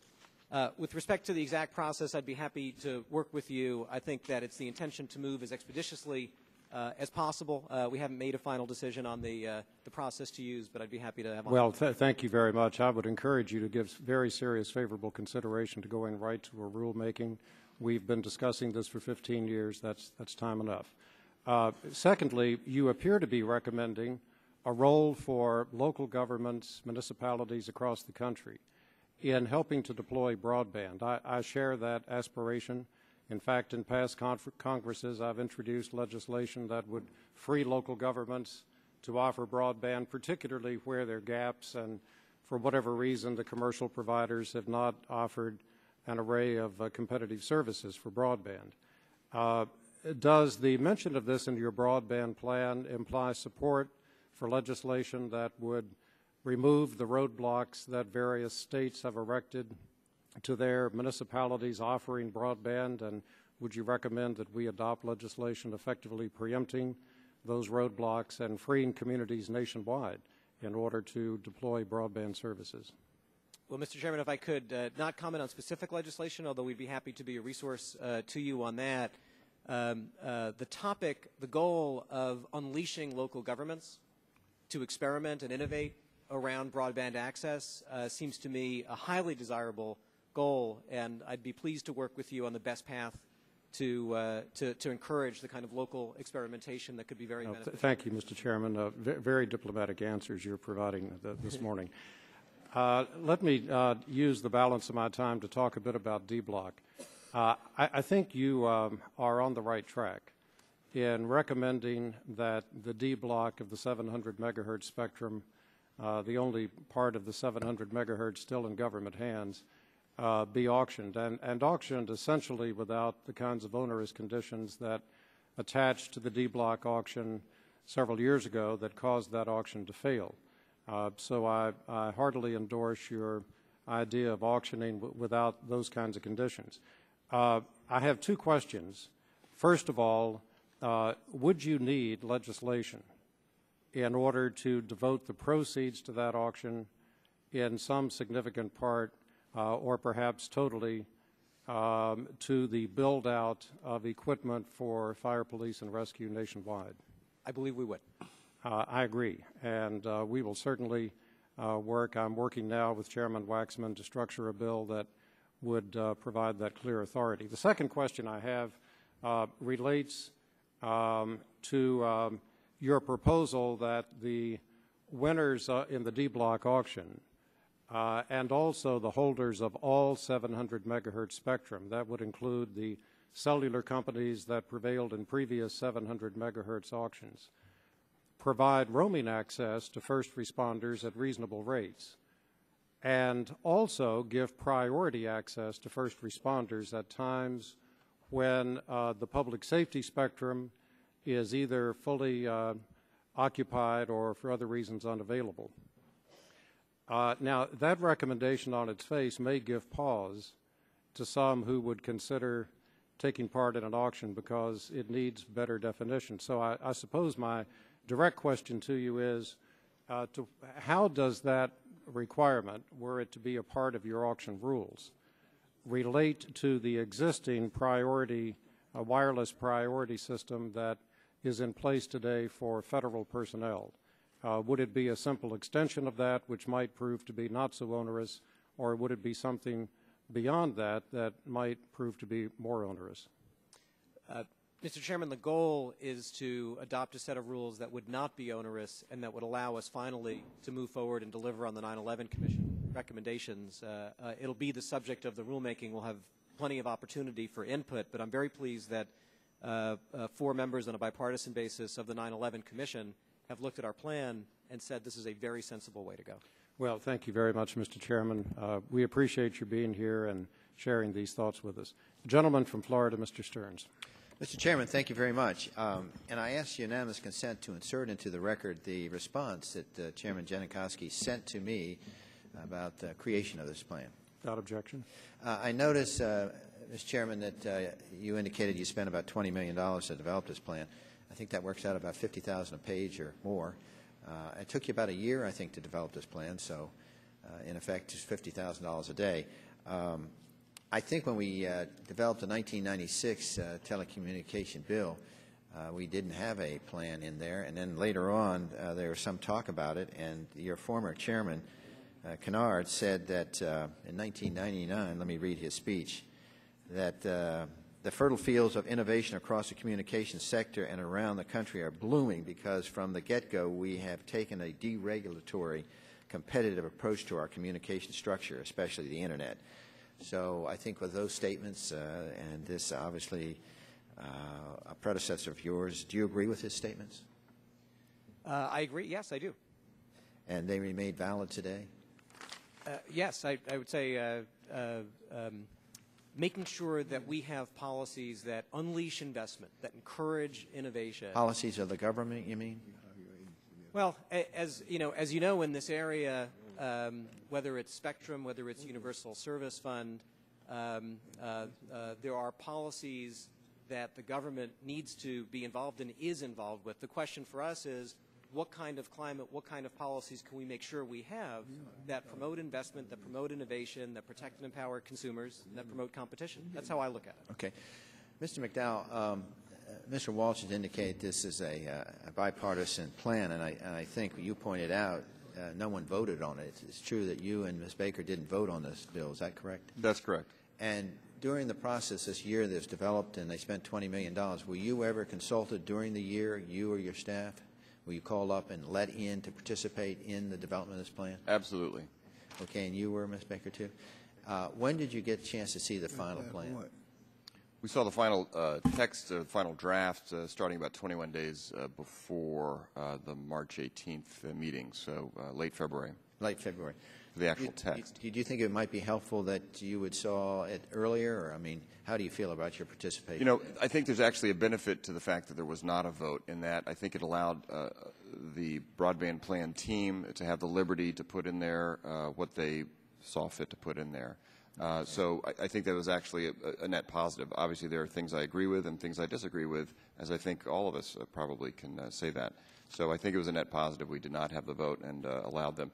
Certainly, I originally, a year ago, long before Chairman Janikowski was even nominated, had said that a plan like this should be put out for public comment, but the Commission only had a year to do it, so I understand there were time constraints as well. Okay. Chairman Janikowski, the broadband plan recommends appropriating an additional $9 billion to convert the already $8 billion a year Universal Service Fund for broadband. Now, if we have $7.2 billion in the stimulus package for broadband was appropriately spent, why do we need an additional $9 billion? Right. Mr. Stearns, if I could, sorry, that's not exactly what the plan says. First, on Universal Service Fund, the plan outlines a roadmap for the FCC to cut and cap existing spend for telephone service and transition that funding to broadband without increasing the growth of the fund, so that over a 10-year period, the transition from the old USF to the new USF can happen without any additional funding. The plan goes on to say that if Congress thought it desirable to accelerate that transition, to have that transition happen faster than 10 years, it would cost several $billion over a few years to do that, and that is something that, as part of the development of the plan, it was thought should be presented for consideration. Commissioner McDowell, Assistant Secretary of State Vermeer said that net neutrality could be employed as a pretext or as an excuse for undertaking public policy activities that we would disagree with pretty fundamentally. Just days earlier, the President of Venezuela called for regulation of the Internet while demanding authorities crack down on a news website that was critical of him. The Internet can't be something free when anything can be done and said. No, every country has to impose its rules and regulation, is what he said. How do we hold other countries to higher standards if we ourselves are beginning to get involved with regulation? Or perhaps you might just comment on some of the comments that the Assistant Secretary of State said, as well as what the President of Venezuela said. Well, I'll let Ambassador Revere speak for himself, but I have for quite some time now expressed similar concerns that as governments encroach more into the area of network management of the Internet, that we really start to lose the moral high ground. What appears to be reasonable to us may not appear reasonable to other countries, and vice versa. Actually, as Commissioner Baker said, since the Clinton-Gore administration, it's been the policy of the U.S. government that network management issues and the governance of the Internet should be left to non-governmental bodies, such as the Internet Engineering Task Force and others. This has worked quite well. What has really made the Internet so robust and growth there so explosive is, in effect, it is somewhat lawless, that it is positively chaotic in a positive and constructive way. And I think we do need to be very cautious before we venture into this area further. Thank you, Mr. Chairman. Thank you, Mr. Stearns. The Chairman of the Energy and Commerce Committee, the gentleman from California, Mr. Waxman, is recognized for 5 minutes. Thank you, Mr. Chairman. Before I begin my questions, I'd like to correct an assertion made by Commissioner McDowell that broadband has never been regulated under Title II. DSL broadband was a Title II service until August 2005, when the Commission moved it to Title I. I'd like to ask a question about the plan's recommendations regarding the creation of a nationwide interoperable broadband network for public safety. I know that all parties agree that the problem of interoperability needs to be resolved, but it seems like there is a strong disagreement regarding what we should do with the D block. Chairman Janikowski, in your February 25, 2010 remarks introducing the public safety recommendations in the plan, you emphasized that you directed FCC staff to begin anew, not take anything for granted, be data-driven and creative, and come up with the best policy recommendations to achieve success. Do the recommendations in the plan reflect that direction? Yes, they do. Admiral Jamie Barnett, an extraordinary public servant, has led up our efforts to do this. That was the charge to him, and he has been committed with his team on developing a framework for finally delivering on the 9/11 Commission recommendations. Was the staff free to recommend reallocation of the D block if that was the best plan for public safety? Yes. And do you agree with the conclusion that 10 megahertz of dedicated broadband spectrum in combination with access to additional commercial spectrum is enough to ensure public safety interoperability at this time? And what about the future? Yeah, I agree with the very deeply thought through plan that was put together by the public safety team. In the future, there may be additional needs for spectrum. We need to recover more spectrum for a variety of purposes, and in the future, we may need more spectrum for public safety, and it should be part of our strategic planning process over time. Is it correct to say that the FCC's engineers and technical experts fully analyzed whether 10 megahertz of spectrum dedicated to broadband would yield adequate spectrum capacity, and did they do their due diligence on this question? Yes, I believe they did. I'd like to ask Commissioner Copps, McDowell, Baker, and Clyburn, is the approach outlined in the plan the best way to achieve interoperability in your view? Do each of you support the recommendation that the D block be auctioned for primarily commercial purposes? I support this plan. When I was acting chairman, one of the things I did was direct our staff to go back to a basic, put all the options on the table for the incoming chairman so we could really start and look at all options.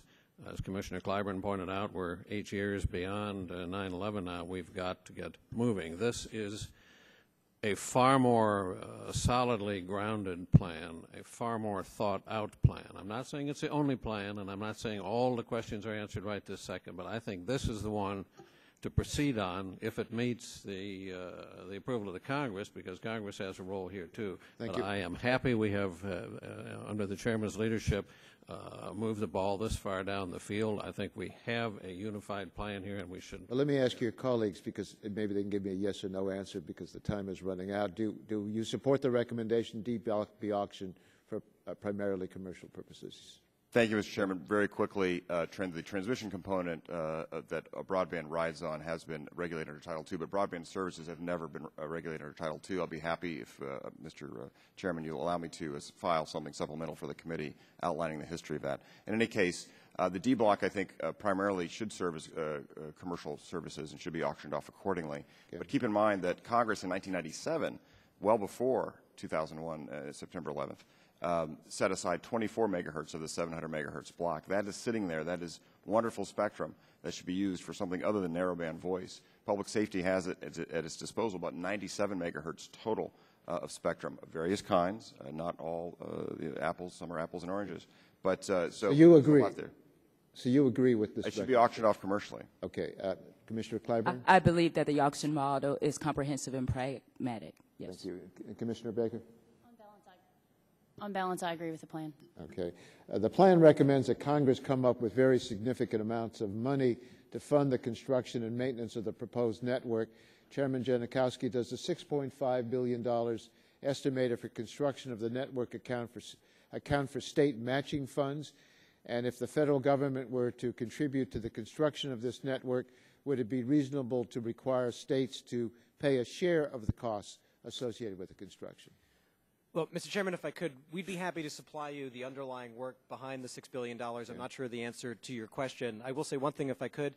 To move forward on this now, while commercial 4G networks are being built out, is the least expensive way to make sure that we build a public safety network. If we wait, the price will only go up. Okay, thank you very much. I look forward to moving on a bipartisan basis to meet the needs of the public safety community, and I look forward to working with the FCC toward that goal.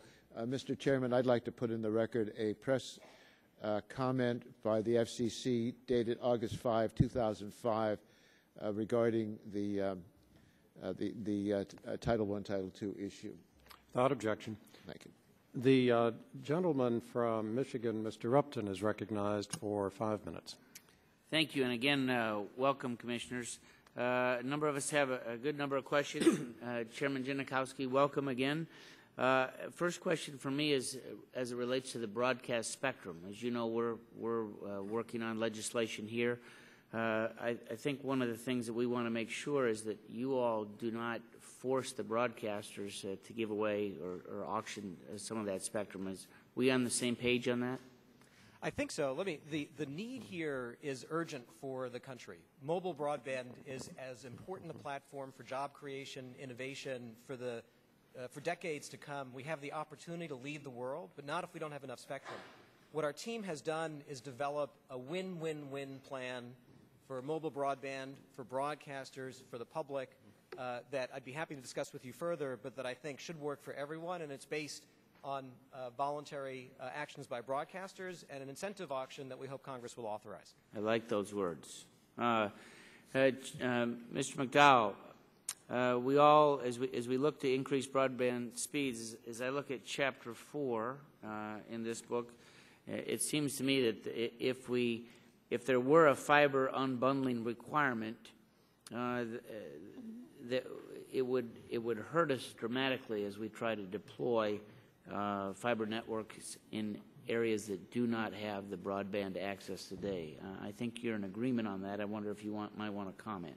In the next couple of years, if we were to do that today, over the next couple of years, I think we would see a tremendous amount of litigation. There are two decisions by the U.S. Court of Appeals for the D.C. Circuit, USTA 1 and USTA 2, that speak directly to these issues.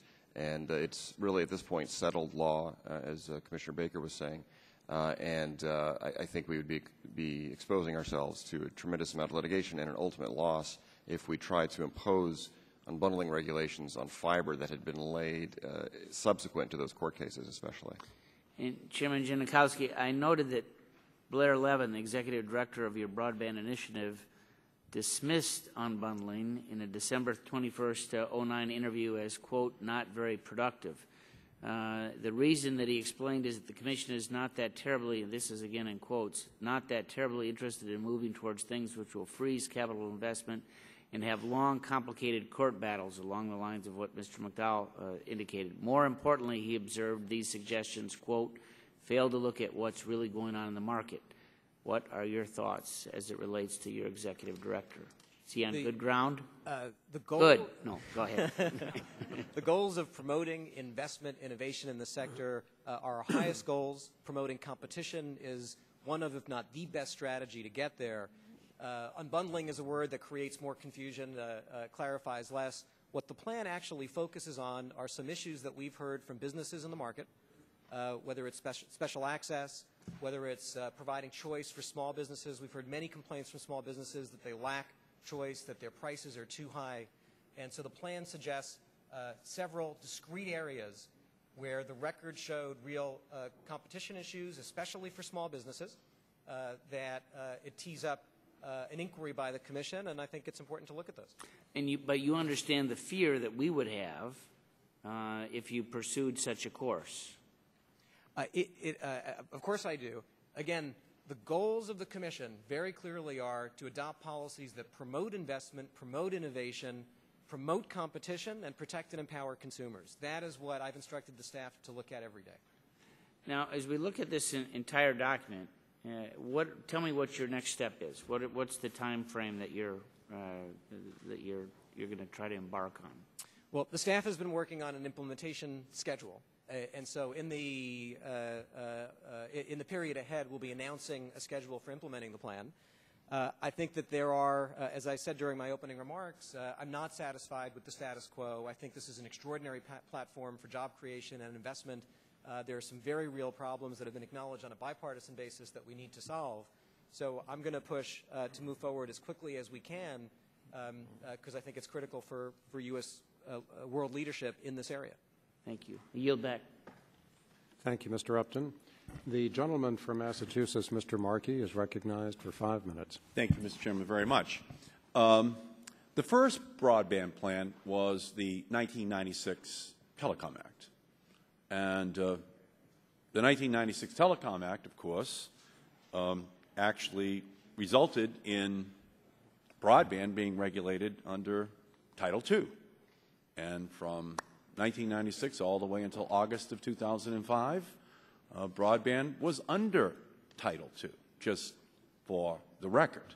And during that period of time, we got a lot of policies that were implemented. Consumer protection, universal service, protecting consumer privacy, interconnection and competition provisions, access for individuals with disabilities, consumer billing protections, and what was also possible under Title II? Well, under Title II, the FCC could forbear if it wanted to.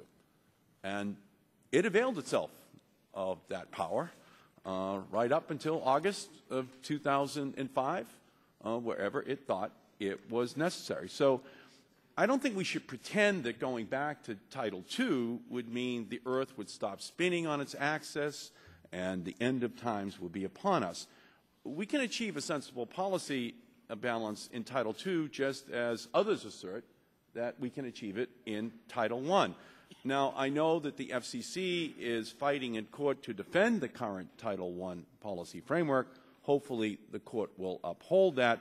But if it doesn't, cool heads will prevail, and we will work with the FCC to ensure that all of the goals that are in this broadband plan, universal service, investment, competition, privacy, disabilities, access, will all be implemented. So the agenda for connecting America doesn't change if the FCC uses Title I or Title II. I know that there are some people out there saying they shouldn't have the authority under Title I or Title II. Kind of turn it into an agency that's just kind of enforcing the law, but without any ability to do rulemakings. But I just completely disagree with that. History says that that's completely wrong, and the Telecom Act of 96 was a broadband plan, and this is the next iteration of it. This is broadband plan number 2 going forward for the 21st century. Do you agree with that interpretation, Chairman Janikowski, of the law? Congressman Markey, you lived it, and so. Can you turn on your microphone, please? All right. You lived it, and so it couldn't possibly be wrong. During those years, from 1998 to 2008, I was in the private sector. I was a business operator, and I was an investor. And I'm very sensitive to the effects that poor policies can have on investment. I am confident that this FCC will tackle all of these issues in a way that has great respect for the private investment that we need to get to world leadership on broadband. As you mentioned, the FCC has been operating under Title I. A company made a decision to challenge that in court. The FCC is defending it, but I believe we have the authority and that we will have the authority. Great.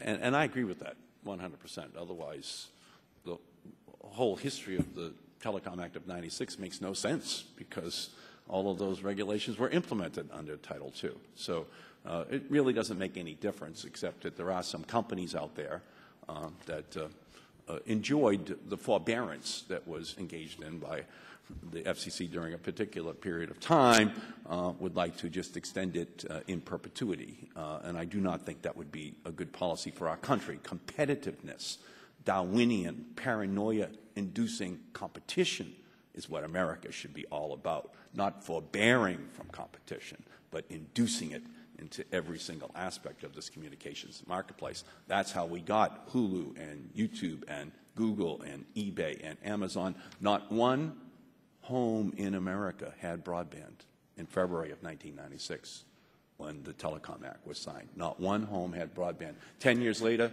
we come back, and it's a completely different dialogue in our country. One final question, that's on the E-rate.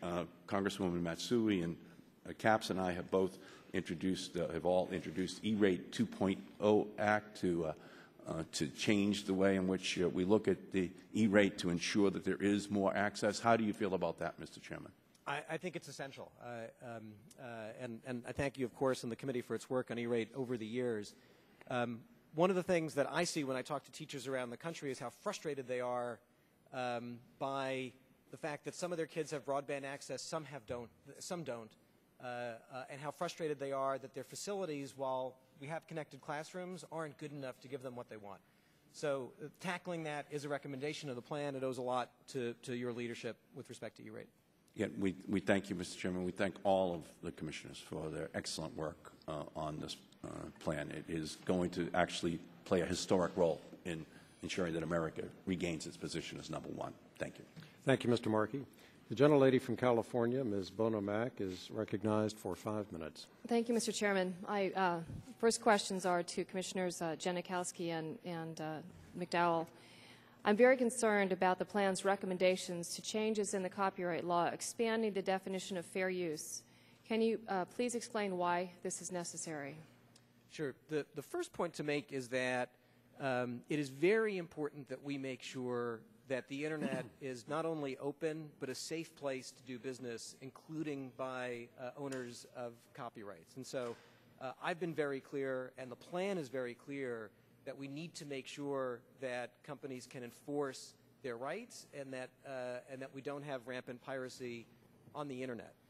Over the course of our broadband proceeding, we heard from teachers and some in the education community that pointed to some narrow issues where they said our ability to do what we would like to do in teaching is inhibited, and there may be some ways to fix that that don't challenge the fundamental point that protecting intellectual property is essential. Mr. McDowell? We want to encourage owners of copyrighted works to put them online. So they need to feel comfortable in doing so. That means they have to enjoy the strongest possible intellectual property rights protection. We have to allow them to work constructively and cooperatively with carriers to police and act against stolen intellectual property.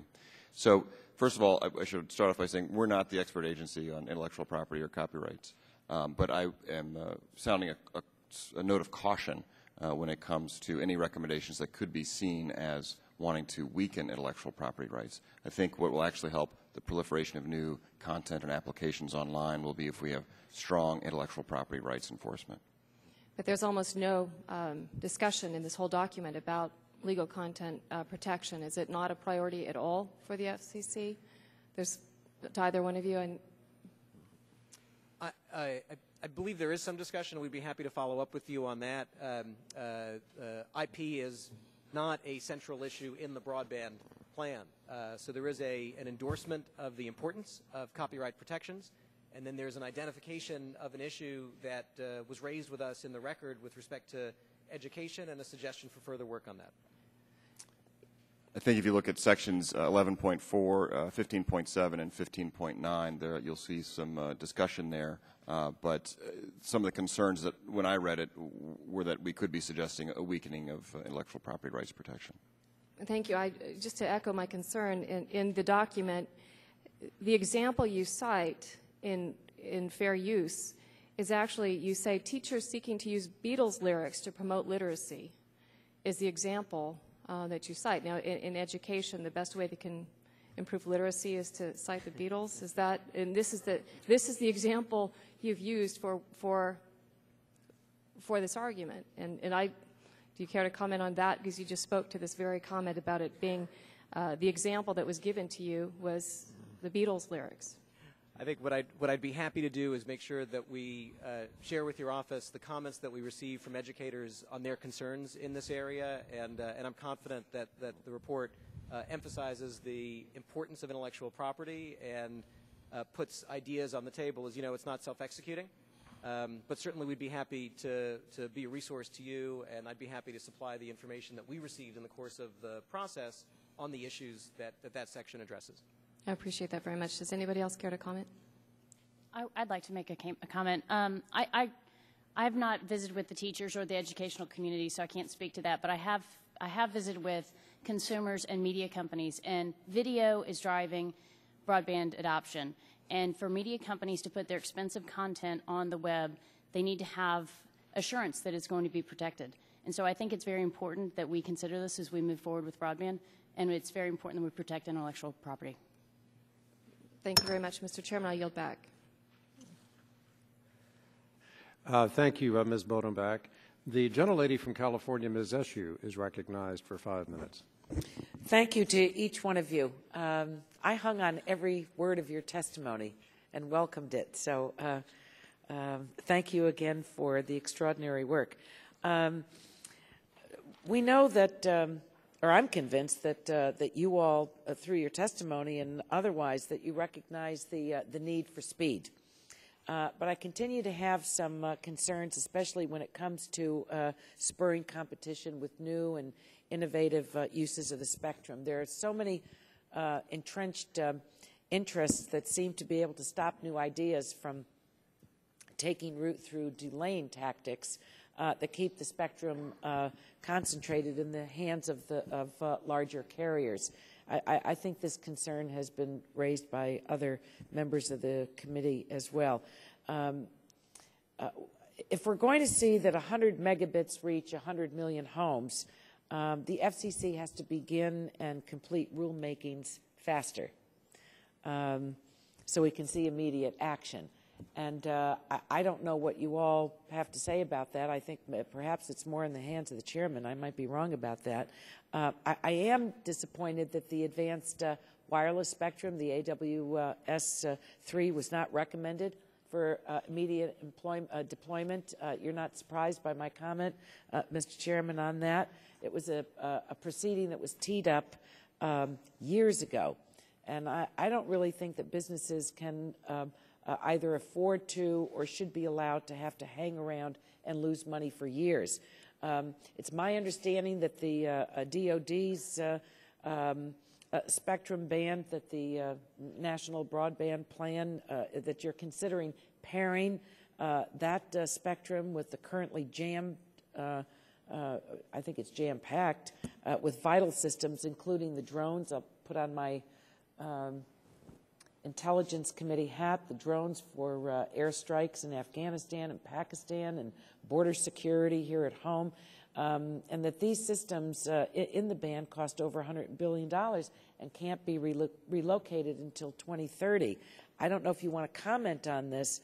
I don't really see the DoD giving up spectrum. So I mean, have you contacted the DoD? Has the DoD contacted you? That's my first question.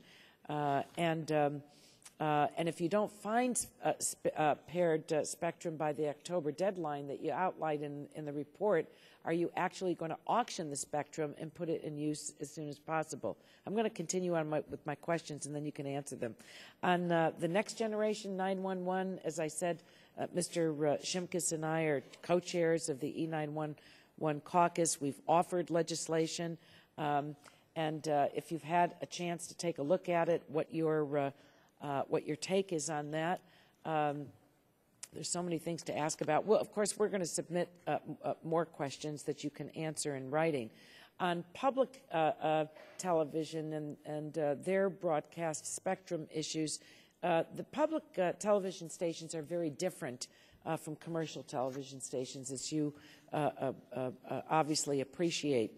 As the Commission looks ahead to rulemakings announced in the plan to reclaim the 120 megahertz of spectrum from these broadcasters, can you give us any assurances that public television stations will be protected from involuntary reallocations of that spectrum? I think it's important that they are protected. I think they represent one of the treasures of our nation. So those are my opening questions, and I'm going to submit more to you, to the Commission, to respond to in writing. So whomever would like to answer, I welcome it. I'd be happy to do so. On the first issue, our staff at the FCC and their colleagues at NTIA and other agencies have been talking about spectrum, and with respect to the spectrum you mentioned, they have identified a potential opportunity that could be very good for the country in terms of pairing. I completely agree with you that it is a bad practice to extend proceedings, petitions indefinitely at the FCC, and one of the things that the plan did was put a deadline on exploration of this pairing alternative, and I believe the plan goes on to say that if the pairing is not possible, then the Commission should proceed, adopt rules, and auction that spectrum. With respect to E911, I think we owe you and Congressman Shimkus thanks for the ideas because I believe that E911 is discussed in the broadband plan, certainly as part of looking to the future on public safety in the 21st century and broadband. Tackling 911 in the way that people are actually using communications devices is essential. And on public TV, the answer to your question is yes. And I think for public TV too, there's an opportunity here for a win-win, and that's something that I hope we can work on with everyone together in the proceedings that we'll launch. Thank you very much, and I'm very excited. It's as if the cobwebs are being cleared, and we have a vision for our future, and I really look forward to working with the Commission and the full subcommittee on this. Thank you. Thank you very much, Ms. Eshoo. The gentlelady from Tennessee, Ms. Blackburn, is recognized for 5 minutes. Thank you, Mr. Chairman, and I want to thank you all again for being here. I've got to tell you, the lack of attention to intellectual property and the way you're punting the question is a little bit troubling to me. I think that you have to look at the fact that broadband, you're talking about wanting broadband, a robust broadband deployment and expansion, and to not have some of the intellectual property protections. And I know you're not the central agency that handles that, but I do think that it is worthy of a revisit from you. The expansion of fair use is of concern to me. One of my songwriters terms it fairly useful way to steal my money. And that's his version of fair use. So I think that I would encourage you all to have a revisit on that. I've got about 7 questions. I'm not going to get through all of them. So Commissioner McDowell, you had mentioned something I want to go back to, the notion of net neutrality, having net neutrality, and that those net neutrality rules could complicate the efforts to enforce the laws on illegal content, illegal downloading online. I'd like for you just to expand a little bit about that relationship between net neutrality rules and enforcement against illegal content. Sure. First of all, the proposed rules do call for a carve-out for enforcement of such things as illegal content, not just intellectual property theft, but child pornography or things involving national security, et cetera. But I think my concern with adopting those rules in general is the amount of uncertainty that it will inject. We've talked about today extensively Title I versus Title II. I'll be filing a letter with the committee regarding my position on that, but that is being litigated before the courts, and these things do take years. In the meantime, would new rules actually give network operators pause in terms of acting on a number of fronts, including the enforcement of intellectual property, where it might not be so clear, especially if we are talking about relaxing or undermining expanding fair use? Undermining of the existing protections. So I think it creates uncertainty. You know, after the '96 Act, we had the legislative and then regulation and then litigation cycle that went on for a better part of a decade. Right. I would think that after we try to promulgate such rules, we would have at least a half a decade of such uncertainty, and that is probably not good for intellectual property rights holders. Okay. Mr. Chairman, let's go back to Commissioner Baker's comment where, you know, talking about the media companies and the push to get that content on there because of the way people are doing research. So if you want to ensure both a robust broadband deployment and the protection of intellectual property and that content from those copyright industries that are going to be essential and are going to contribute to that growth, then how are you going to go about that? I think we've got to realize that our core copyright industries contributed nearly a quarter of the real growth we had in our economy last year. And you're talking about, you know, ease of access here. So how are you going to marry those two? We're all interested in it. We've got a lot of innovators that have invested a lot of money in new platforms. So how do you make that guarantee? Well, one is I couldn't be more firm in my conviction that it's essential to be able to protect intellectual property on the Internet. I've been clear about this since the first day I've sworn in as chairman. I understand that, one, it will be video, and I agree with Commissioner Baker, and other content that will be an important part of driving broadband everywhere, and one of the main ways that a strong broadband policy will promote job creation and innovation in the country. So there's, I think in general, I'm in complete agreement with you on this. I think we have to be sensitive as a commission to suggestions that we have from teachers or others saying, can you look at narrow issues to see what makes sense? We wouldn't do anything in this area without a robust, open, participatory proceeding that heard views from everyone's involved, and I think that's our job. But well, I should stop there. But I don't know. Well, we're out of time, so that'll be fine. And thank you again so much to all of you for your preparation and being here. And Mr. Chairman, I will submit the balance of my questions, and we are appreciative for your efforts today. Thank you. Thank you very much, Ms. Blackburn. The gentleman from Michigan, Mr. Stupak, is recognized for 5 minutes. Thank you, Mr. Chairman. Chairman Janikowski, Mr. Waxman spent a little bit of time on public safety. So let me have a couple questions I'd like to follow up on. The National Broadband Plan proposes roaming and priority access to public safety organizations for all license holders in the 700 megahertz realm. What type of obligations would be placed on commercial providers to ensure that public safety is given more than just a priority access, but also a robust and resilient access at times of emergency? Well, the details of that are exactly the kind of thing that will be worked out in the rulemaking that will hold. But that is what you describe is the goal, to put in place a mechanism where public safety can have prioritized access to spectrum that it needs.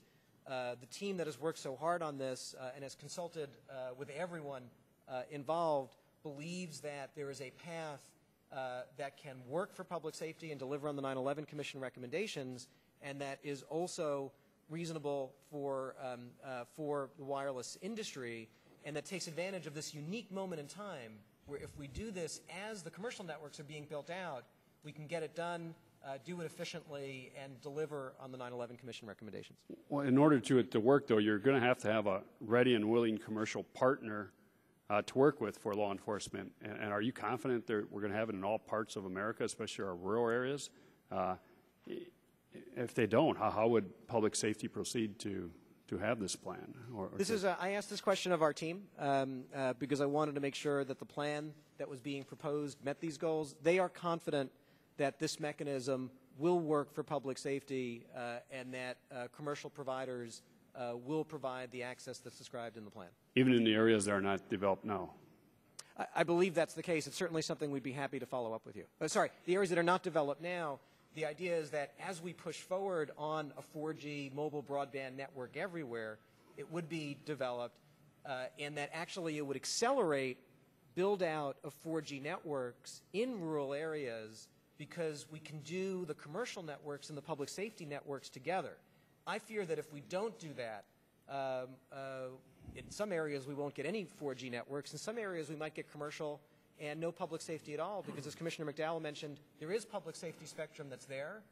It's not being built. And the central goal here is to get it built. You mentioned 4G, but then yet in the Mobility Fund, you provide for support for a 3G wireless network.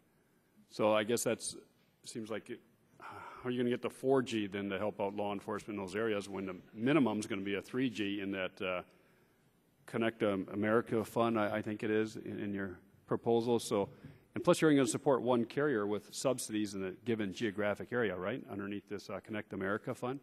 So how will you determine which broadband provider in a given area would receive support if they're only supposed to be 3G, but yet you're talking about public safety needs 4G? How do we get there? How do we bridge that? Well, the 3G network, sir, would be the foundation for the 4G network. So I do think this is part of a solution to make it happen. With respect to the other issues, I think you're raising issues that, of course, we'll take up in the course of developing the rulemaking. In the meantime, we'd be happy to follow up with you on more information that went into the development of this plan. Well, let me ask you one more, since we might have to look to the future development. Then in the inter-carrier compensation scheme that's going to be sort of in the Universal Service Fund, phased out, over 10 years? Is that what it is? Okay. Then how does the FCC plan to ensure that the necessary support for rural telecommunications remain in places, considering how essential the implicit support is to many of these rural companies? Well, we believe that the plan proposed a transformation over 10 years will have that result. As I said to one of the earlier questions, the team has also suggested an alternative to accelerate the transition. There's the possibility of identifying additional funding. That's a choice that we'd be happy to work with the committee on. But the goal of the plan would be to deliver exactly what you're seeking for rural America. Well, I appreciate the goals and the thought and analysis that went into this. It's just that whenever we do, whether it's the Telecommunications Act of '96 or anything, it's always rural areas. We'll get to you. We're still waiting. And law enforcement, well, it's even greater. You say you need 4G. We can't even get the basic cable up in some of those areas, or DSL. So I'm a little concerned about that. Commissioner Cobb, I got about 4 seconds left. The bill we introduced, the FCC Collaboration Act. Give me just a quick comment on why we need it, and hopefully we can convince the chairman, even though he's indicated we might get a hearing on it here soon, why we need this. Well, I want to commend you again on introducing the legislation to make this possible. I just think it would be a great step forward from the standpoint of dispatching the business of the Commission. You know, we were all standing around in the room out front waiting for the hearing to start here, and it was an opportunity. We could have talked about some stuff on broadband, maybe resolved a problem or two, I don't know, but we all had to get lockjaw at that point because we would be delving into the world of substance. So I think from the standpoint of doing business. You got 5 people here who come from 5 very different backgrounds with hopefully different talents to contribute to the cause, different perspectives. You can only benefit from those folks sitting around and talking about these issues. That serves the public interest. You do it with the council present. You build in protections, but the system we have right now disserves the public interest and retards the ability of the Commission to discharge its obligations in a timely, public interest-friendly fashion. And if there was one reform that I could make at the FCC, the one you propose would be it.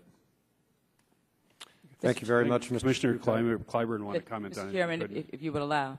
One example to augment that, I have the opportunity to chair the joint board for USF. Well, all of the joint boards. Thank you very much, Mr. Chairman. and one of the things, and my colleagues are members, I distinctly remember on our inaugural call, which we had a lot of new voices because it was virtual, a lot of voices on the line, and Commissioner Copps was in the middle of a very significant point, and it was 17 minutes after the hour when Commissioner Baker, and she was quite on time, came into the room, and Commissioner Copps had to get offline. So what happens is we lost that exchange and just lost that train of thought, and it's a very cumbersome process. So I thank you for recognizing that even on that level where no votes would be taken, that this country and the joint board would be better served having a process that is more relaxed. Thank you very much, Mr. Chairman. Clyburn and Mr. Stupak. And let me assure you there will be a hearing on your measure in the not-too-distant future. Right. The gentleman from Alabama, Mr. Griffith, is recognized for 5 minutes. Thank you, Mr. Chairman. I appreciate the opportunity. When you mention staff, is it your staff that's going to make the recommendations so that we remain competitive and enhance the creativity of our internet? I think it's the FCC staff is what I was referring to. Well, it's the FCC staff. Is there a group that's specifically in tune with what has happened in the marketplace in the last 10 years and has a relationship with that marketplace? Well, it's a great question. That is the job of the staff of the agency, to be proactive, to stay on top of market developments, and to make sure that we have the skill sets necessary to do our job. Right. And so those individuals have had experience in the marketplace and understand the reality of the capitalistic system and the development and the risk capital and that sort of thing. Is that a fair? I come from 10 years in the private sector and taking this job, and I have focused on bringing in to the staff a broad collection of people with backgrounds in operating businesses and investment firms, as well as people who have other relevant experiences. I think that's how we do our job best, to put a room together of people with different backgrounds and disciplines and have them focused on doing the right thing for the country. But certainly making sure that people have a very real understanding of technology, the marketplace, what drives investment decisions is essential to me. Will it be 5 or 6 staff members that will be assigned to the development of the language and how it might affect private investment? I think the implementation of the plan will be worked on by many more staff members than that. Well, where I'm going is I would love for you to identify those for me, and I would love to sit and see their resumes and also talk with them, if that would be fair, because it's of great interest to me, having been in the communication field once before. And in the interest of the health care bill that we just went through, I have read that bill, and there is no provision in the health care bill for broadband envy. So we've got that's a joke. We hope that you guys can solve that problem for us here. And thank you very much for being here. We appreciate you. Thank you, Mr. Griffith. The gentlelady from California, Ms. Matsui, is recognized for 5 minutes. Thank you very much, Mr. Chairman. You know, in many districts, even like mine in Sacramento, there are far too many households who cannot afford broadband services. And a recent survey conducted by the FCC found that 93 million Americans do not subscribe to in-home broadband services, in large part because of affordability barriers. The fact is the high cost of broadband leaves far too many lower-income families in urban and rural areas at a severe disadvantage in our economy. Last September, I introduced a Broadband Affordability Act to expand the USF Lifeline Assistance Program for universal broadband adoption. This bill will ensure that all Americans, whether they live in urban, suburban, or rural areas, all have access to affordable broadband services. Chairman Janikowski, I applaud you, actually, and the commissioners for including this proposal as a central element of your plan. How important is it, in your view, is it for our economy and for the matter our country to fully close the digital divide? I think it's essential, and I appreciate your leadership on this, and it is included in the plan. 10 years ago, if you were looking for a job, you'd get a newspaper, you'd look at the classifieds, and that's how you'd look for a job. Today, job postings have moved online. Most jobs require online applications. If you don't have internet access, you are disadvantaged in looking for a job. More and more jobs require basic digital skills and digital literacy. And so it's very important that we move forward on this. It's one of our biggest gaps, too, globally, where other countries are ahead of us on adoption rates. So it's a very important challenge. There's no silver bullet, and the plan recommends a number of different strategies to tackle adoption issues. Now, if this program to expand the Lifeline Link-Up program for universal broadband service were implemented, in your view, how much do you estimate it increase the broadband adoption rates in urban and rural areas? Well, we've set a goal in the plan of moving from 65% to 90% adoption over the next 10 years, which would be a third as fast, two-thirds as fast as the adoption rate with telephone. With respect to Lifeline Link-Up, we want to move forward as quickly as we can with smart pilot projects so we can identify what works, what really moves the needle on adoption, and then focus our energies on those. And that would be both in urban and rural areas? Yes. Okay, that's great. Yes. I had, in my opening remarks, broadband is going to play a major role in a sustainable path to clean energy economy, improving energy efficiency standards, and lessen our dependence on foreign oil. As I mentioned before, I'll soon be introducing legislation that will complement many of the recommendations made in your plan to modernize our nation's smart grid.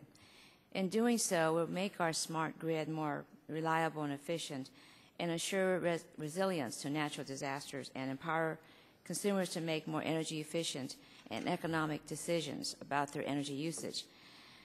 Chairman Janikowski, how important do you believe that broadband is to modernize our nation's smart grid?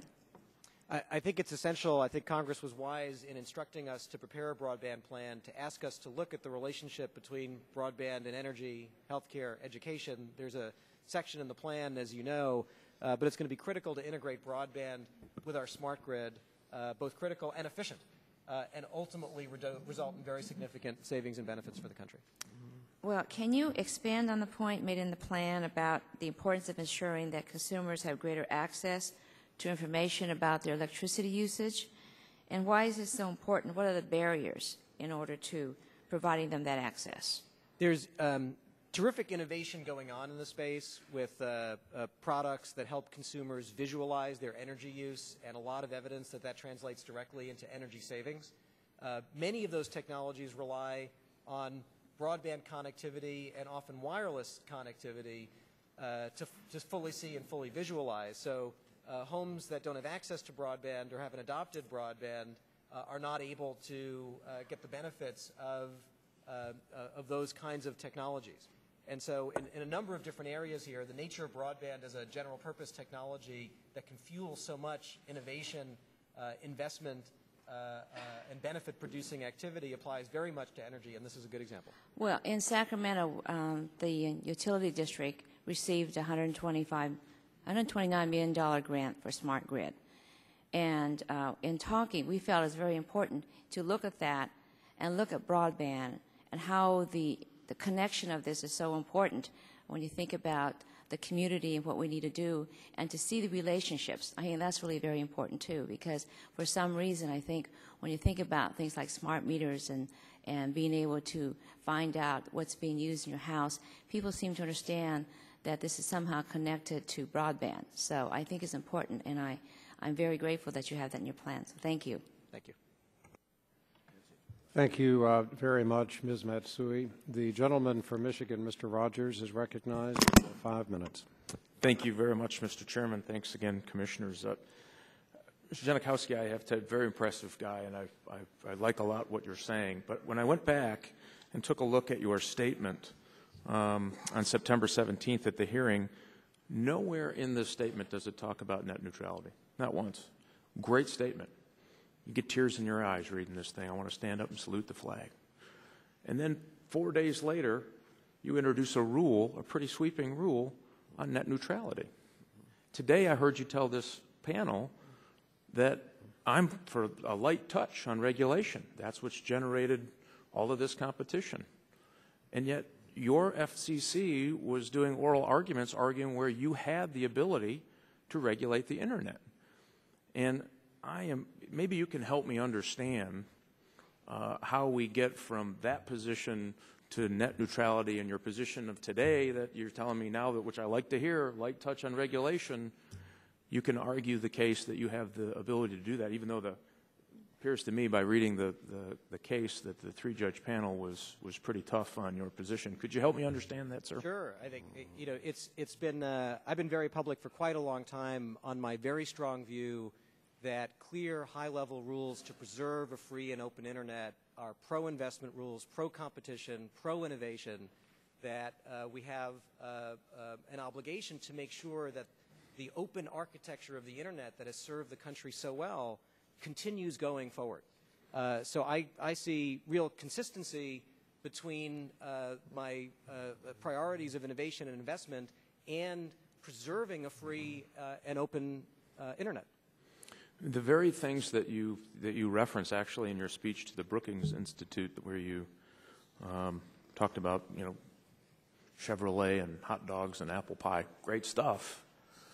But some of the things that you referenced, Netscape, a great started in Ann Arbor, Michigan. We're very proud of that. The Facebook, those other innovations didn't happen because of this social justice notion. We're going to have this exchange of information, and we're going to be in the backyard and have kumbaya and play drums. It happened because somebody was going to make some money, right? Absolutely. And so what you're saying is, I believe in the light touch, I believe in a free and open Internet, that's why we're going to regulate the Internet. There is no such thing as being a little bit pregnant. When you start getting into regulation of the Internet, you're going to make determinations. You have to make determinations. And you're arguing the fact that you absolutely have the ability to do it. I agree with the three-judge panel. I don't think you do. I'd love to know. Obviously, we're going to disagree. You think it's consistent that you can do that. I don't think you are. You need to help me understand where does it say, in what section of the law, and what you're arguing that gives you, the FCC the ability to regulate the Internet. Well, we are not in favor, I am not in favor of regulating the Internet.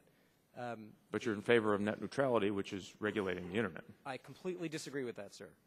It's about, in fact, some companies have come to us to suggest that we regulate the Internet, and we've resisted it.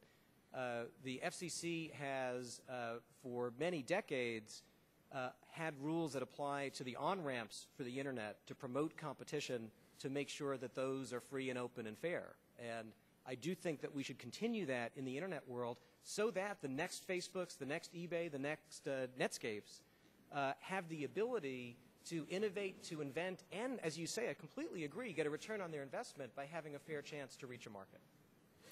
And I agree with you, but when the federal government, the FCC, gets into the business of setting up what those rules are that don't exist today, you have regulated the Internet. I don't know how you cross that barrier and think that there's no harm, no foul. There clearly is.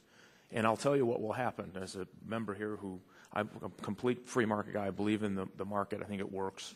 Now we're going to create these big programs to get broadband to people, because maybe you have all gotten in and regulated the Internet where there isn't a clear market solution, but there might be, in your terms, at least Mr. Kopps's view, I think, a social justice issue for having that broadband at the house. Now you've completely dismantled the very model that got us to 200 million folks having access to broadband.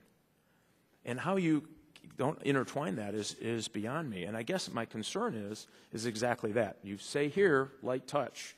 4 days later, you unleash a pretty aggressive, first time ever, I would argue, regulation of the Internet. Today you say light touch. What's next? I mean, obviously this is something you're wedded to, and you're clearly committed to this. And I think Mr. McDowell pointed out the section. I apologize. I don't know. I think it was section 17. Is that right, sir? Did I get that right? I mean, so you've clearly laid out the platform to do this.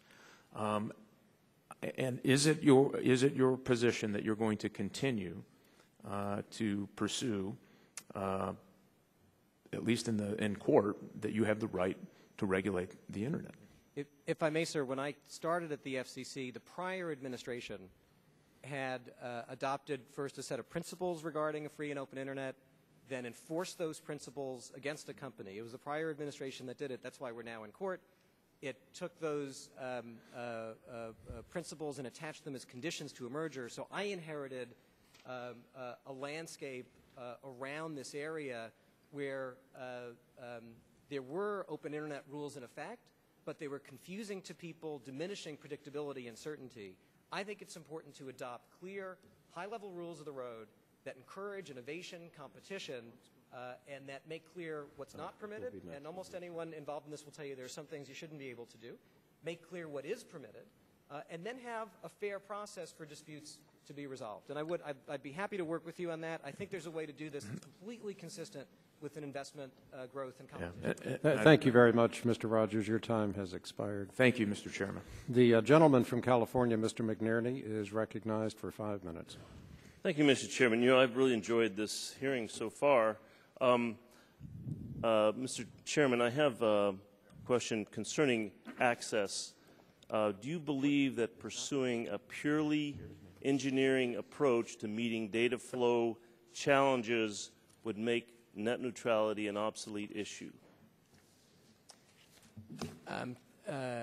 I would be pleased. One of the suggestions that I made in the rulemaking that we proposed was to increase transparency, to increase the information about the engineering network management rules that would be available to entrepreneurs and CTOs. I think it would have the positive effect of minimizing disputes, minimizing the government role. And so if that's what you're referring to, it's something that I would like to pursue.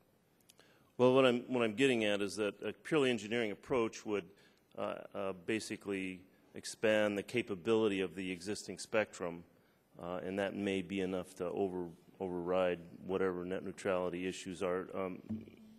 Commissioner McDowell, you have your head shaking there. I think you're on the right track, absolutely. I think what can actually obviate the need for, first of all, there is no need. The Internet is not broken in this regard, but what we really, the ultimate antidote to potential anti-competitive behavior is more competition, especially in the last mile. The most robust area for that competition recently has been wireless.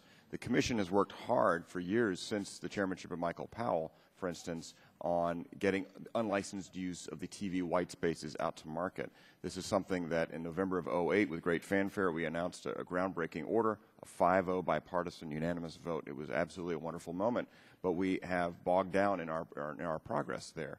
Something like the use of unlicensed use of the white spaces could actually absolutely obviate the need for any rules. I dispute that there is a need right now, and the record doesn't have any evidence that there is. But you're absolutely right. So also with new technologies, cognitive radio, software-defined radio, new smart antenna technologies, all of these can allow us, from a wireless perspective, to have more competition in the last mile wirelessly so that you have multiple providers and consumers have a wonderful, robust marketplace to choose from. Thank you. I have another question for you, Commissioner McDowell. Do you feel that the plan will succeed in meeting the 6 goals that are identified? Do you think the plan as written and published? It remains to be seen. First of all, it's obviously a very ambitious plan. It's very lengthy. There are several hundred recommendations, some of which are for the FCC to do, some of which are for other agencies to do, some of which are for Congress to do. So all those moving parts, I think it's going to be very difficult to say all of them are going to realize the hope of their recommendations. But we can always be optimistic. One more question for you, if you don't mind. Well, I certainly appreciate the risk of additional regulation. And as I mentioned in my opening statement, creating jobs is very important to me, considering the situation in my district and the country. And I wish to work with the Commission on that issue as we move forward. Do you think there's any risk of abuse without further regulation, without additional regulation? Is that something you see as a potential problem? Well, I think in the context of, for instance, of our net neutrality proceeding, the Department of Justice, the Antitrust Division, filed comments in early January, which is very rare for the Antitrust Division to do that. It examined the marketplace and not only said, was it not broken? In other words, there was not concentration and abuse of market power. It was actually downright optimistic that there is a competitive marketplace for broadband and that more competition is coming, especially because of wireless. The Federal Trade Commission also examined this in 2007, issued a 5-0 bipartisan unanimous report that said that we need to be very careful. This is a competitive marketplace, and while new rules might have the best of intentions, they could create regulatory uncertainty. So I think there's great risk there. Any other commissioners care to take a stab at that?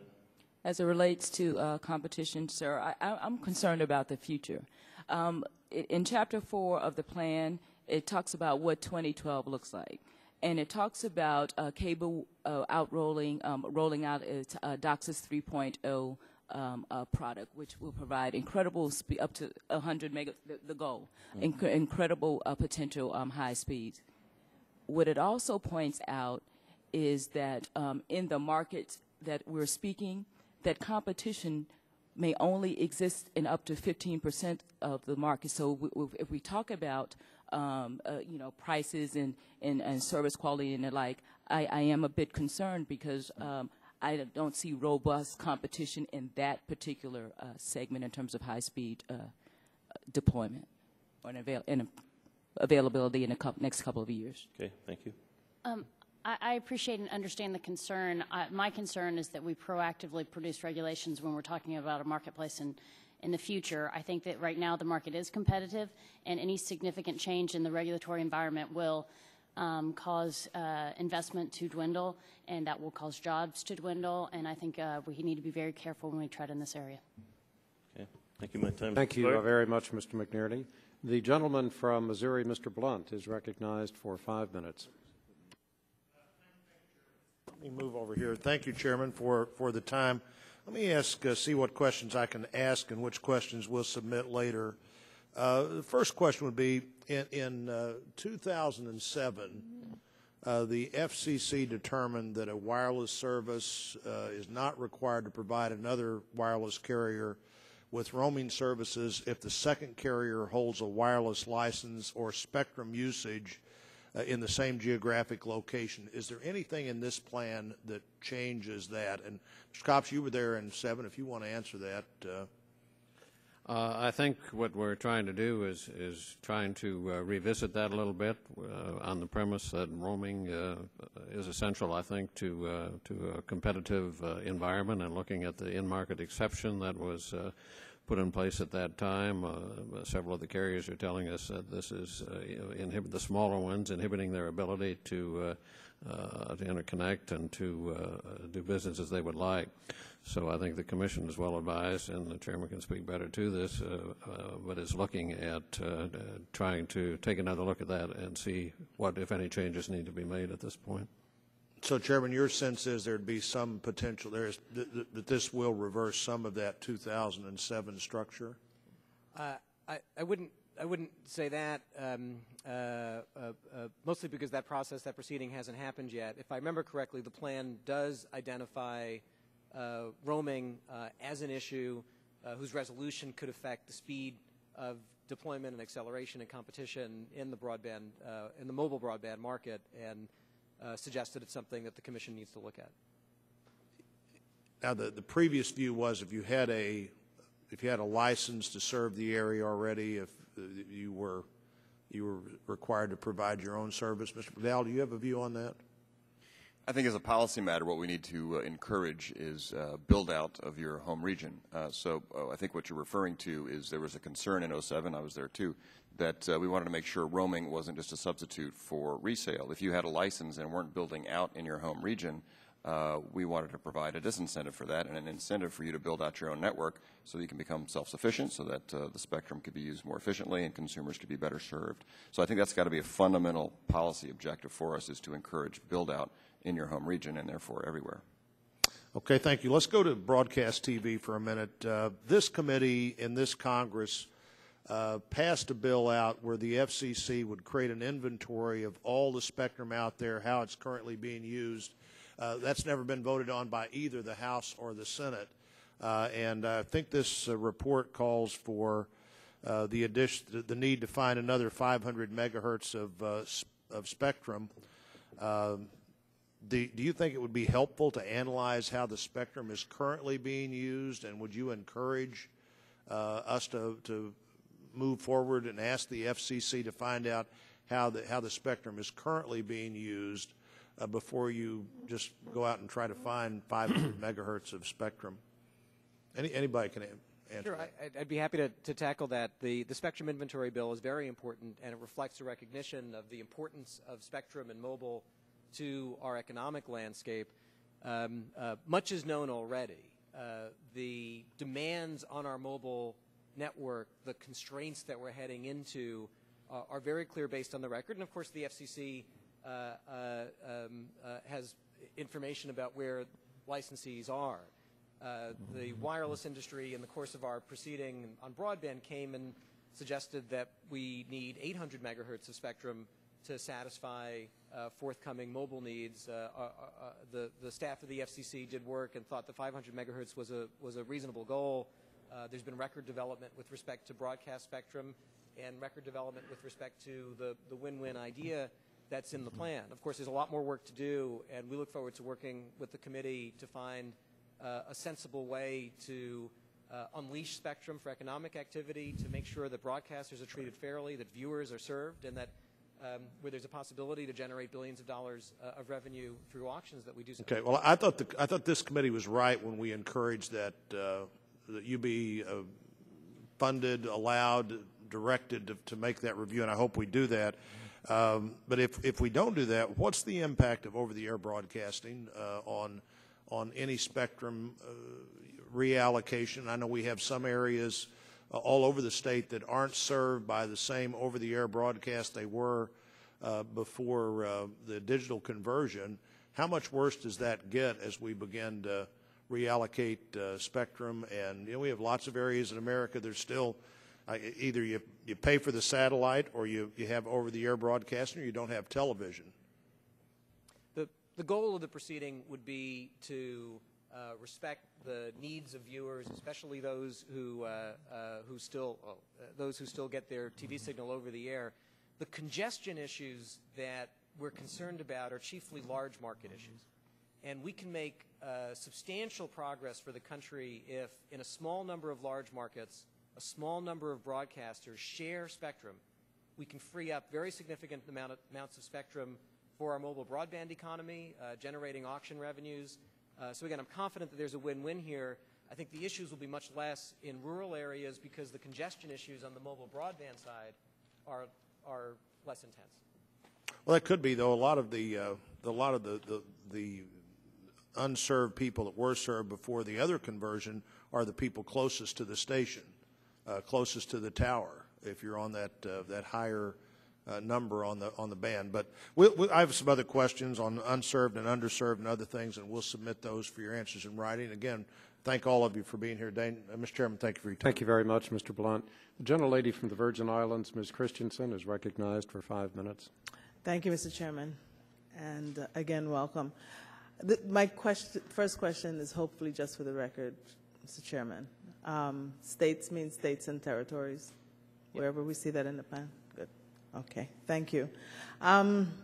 Before coming to Energy and Commerce, I was on Homeland Security, so the issue of interoperability was and remains a big challenge and one I'm very concerned about. I've heard some concerns that the 10 megahertz of broadband might be inadequate for public safety needs, either now or in the future. Listening to your prior comments, it seems that you were pretty satisfied that you were meeting the needs of public safety in this regard. So do you have concerns that there's not enough, or do you plan to expand the spectrum later on? As I mentioned to Chairman Waxman, my charge to the team at the FCC, which is led by a wonderful 30-year admiral, was to take a fresh look at public safety mobile communications needs and recommend an overall plan that would most quickly and effectively deliver on the 9/11 Commission recommendations. As Commissioner McDowell mentioned, there's 24 megahertz that's already been allocated.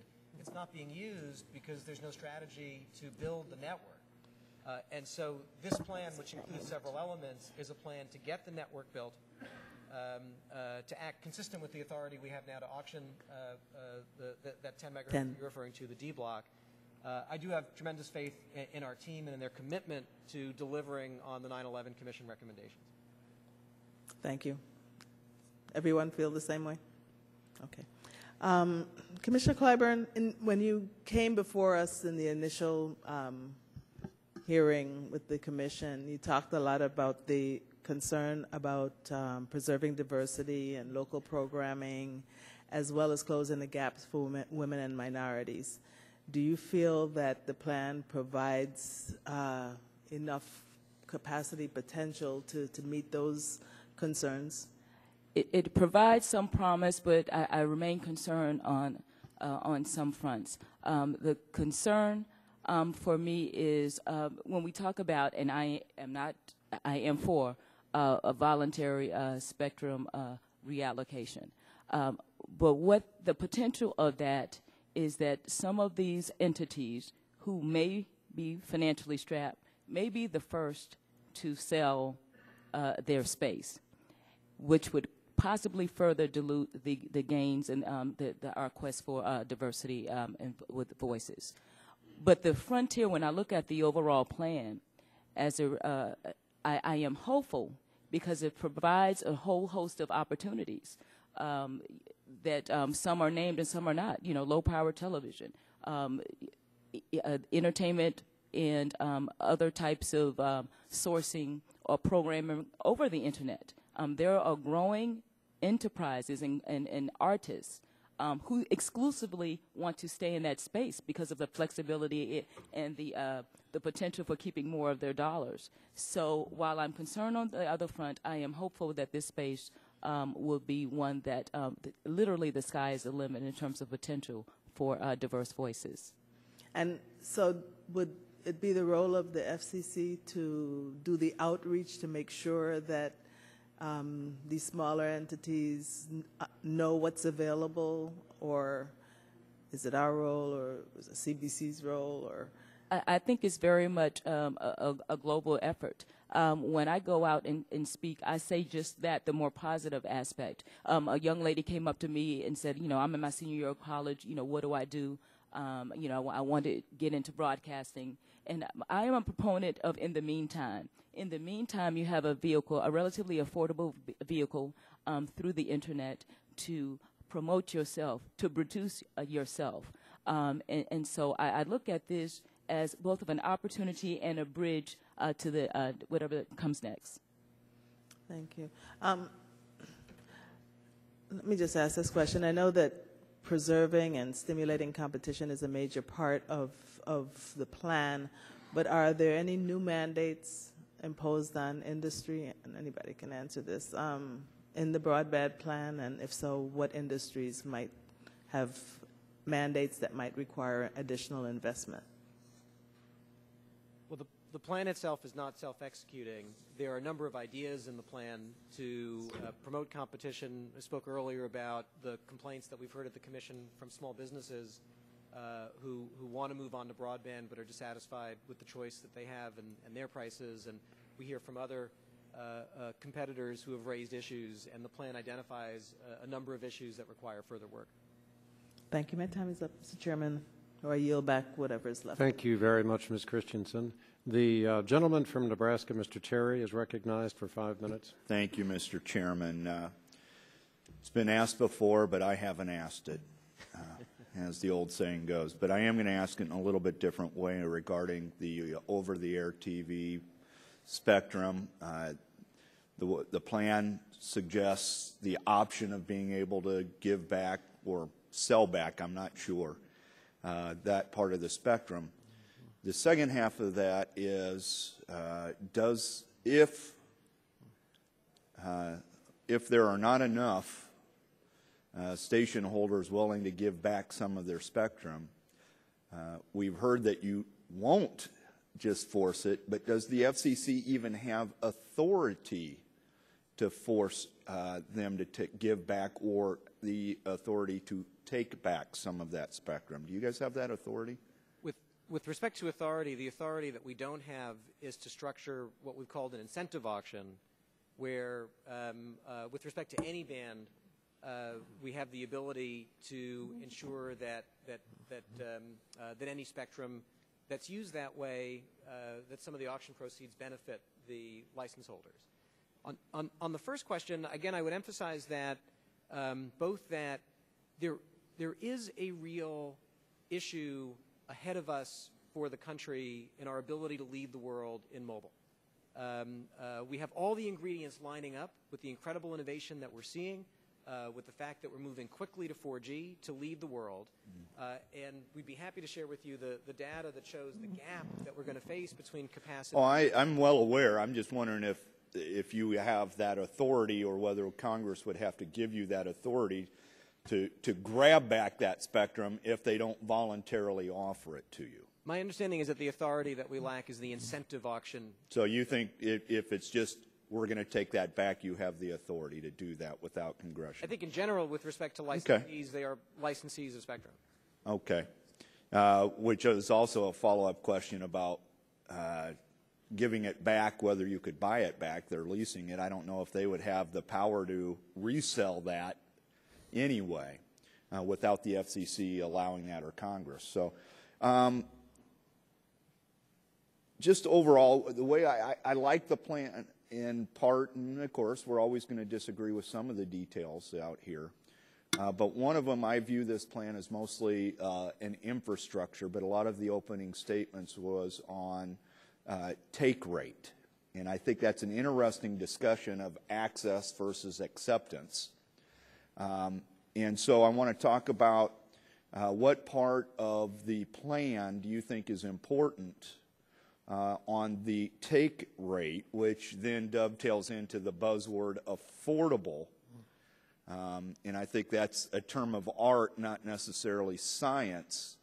And so are there mandates in here on pricing, or how would you make this quote-unquote affordable so more people take it once we get the infrastructure and access out there? And I will open that up to any of them. That Chairman, you've been done a good job of burdening and shouldering most of the answers and questions. I'll get us going quickly, and then Well, we can go to Michael. He needs to be involved more. Well, I think number one, ensuring that there is a competitive environment out there that helps drive down consumer costs is one way you get this stuff out and make it affordable. I think digital literacy is important, so that people understand the importance of this to their individual lives and to the future of the nation. Going back for just a second to that previous question you asked about, licenses all expire. So we're not necessarily talking about going in and grabbing, and I've always been a believer in kind of use it or lose it, and if you're in the broadcast spectrum, that involves serving the public interest. So, my advice to the broadcast industry, while we are cogitating all of this and doing inventories and all of that, is to make sure that that spectrum is being used to serve the public interest, and then we can... Commissioner Copps, I hate to be rude to you, but I only have 23 seconds left, and I want to follow up on the affordability and how we're going to do that. And I thought the E-rate was the answer to that question. So in this discussion of affordability and take within urban cores, in rural areas. Has E-rate not been successful? E-rate has been a stunningly successful program, I do believe, and I think it's, you talk about digital literacy and all of that, and certainly E-rate is connected to that, but just from the standpoint of connecting kids to the 21st century, it's been an outstanding success. Thank you very much, Mr. Terry. The gentleman from Illinois, Mr. Rush, is recognized for 5 minutes. I want to thank you, Mr. Chairman. This has been an excellent hearing. Chairman Janikowski and the other commissioners, you may be aware of the joint efforts by this subcommittee and the subcommittee that I chair to draft federal privacy legislation. In recent days, much has been made about the plan's proposal to condition future spectrum auctions for free broadband service around advertising business models. If the FCC imposes conditions on spectrum, one at the 700 megahertz auctions requiring free broadband access for people who can't afford it, then one probable way to finance the purchase price would be through advertising-based services. The plan offers this as a proposed recommendation.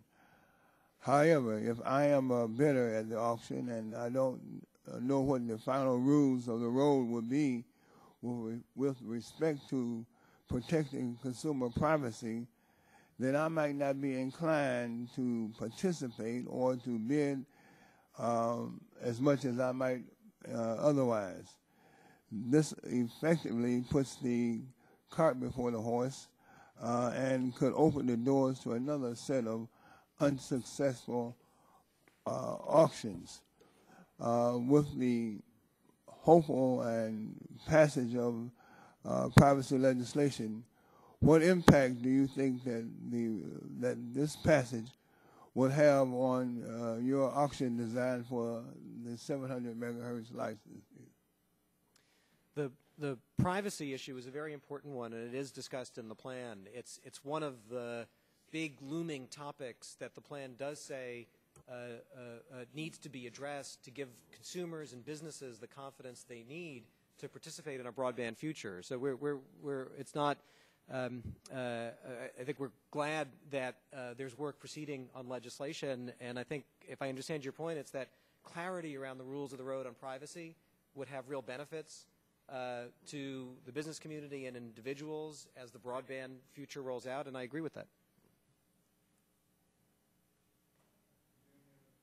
Any other commissioner would want to respond to that? All right, on to another matter. As you know,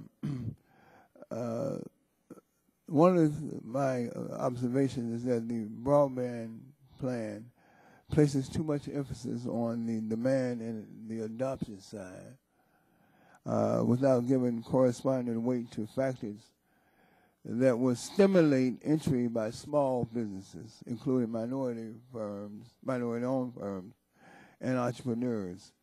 Small businesses are a critical part of the stimulus equation that can help to offset the huge numbers of layoffs that we witness from large carriers. And I wanted to ask you, Chairman Janikowski, and Mr. Cops. Mr. Cops, I know the minority ownership has been a real area of concern for you over the years, and how do you plan on addressing this stunningly silent omission in the National Broadband Plan? If I may, sir, there's complete agreement on the importance of small businesses and the challenges and opportunities around broadband. We held 3 workshops looking at the small business issues, and there is a discussion in the plan. I'd be happy to follow up with you and make sure. But with respect to training, information, digital literacy for small businesses, There are recommendations in the plan with respect to small business administration and joint activities, extension programs, to make sure that small businesses get the information that they need. There are several recommendations on that. And then with respect to the affordability issue that we heard from small businesses, there are recommendations with respect to moving forward on competition issues to get more competition to help reduce the price. So I hope the plan is not confusing on that, but there's complete agreement on the importance of small businesses in all the ways that you said, and I hope we can follow up and make sure that we're being as clear as we should be. And for my part, I commend the emphasis of the plan on small business. Ever since I was Assistant Secretary of Commerce in the previous administration, Clinton administration, I've dealt a lot with small and medium-sized enterprise. They are the locomotive of the economy. They are the job creators. So getting broadband out there that can facilitate their business is an important priority. Also is making sure the small business is a participant in the building out of this infrastructure and gets its share of activity as we build out. Yeah, I only have I guess my time has expired. Thank you very much, Mr. Rush. The gentleman from Vermont, Mr. Welsh, is recognized for 5 minutes. Thank you very much. I had some of the same concerns that Mr. Blunt had, and I think that you all have addressed those questions. But obviously, on the issue of the spectrum, we can't afford to ignore the incredible opportunity that it has to connect folks in rural and low-income communities. And I think all of us represent some part of our district, most of us anyway, that are rural and low-income, and that's certainly the case in Vermont. And you've heard this and you understand it, but it's important for me to say it so that folks back in Vermont appreciate that we're on the job here about the absolute necessity of treating this in many ways like electricity, so that that opportunity to create jobs comes to the rural communities, and I appreciate your concern on that. I want to ask you about this. The Commission obviously recognizes and understands the problems in the wholesale market, particularly with high-speed special access connections. In Vermont, we've established, with the help of the governor and the legislature, Republican and Democrat, the Vermont Telecommunications Authority, and it's identified the high cost of wireless backhaul as one of the most significant potential barriers to our success in Vermont in getting wireless service deployed in rural Vermont. So on the one hand, we're committed to the goal. On the other hand, we have a practical impediment that really does require leadership and guidance from you. And I just want to kind of go down the line a little bit about your views on that. Why don't we start at this end with Ms. Atwell-Baker, who, thank you for coming into my office and saying hello. Absolutely. It was a great visit. I'm glad that we had the time.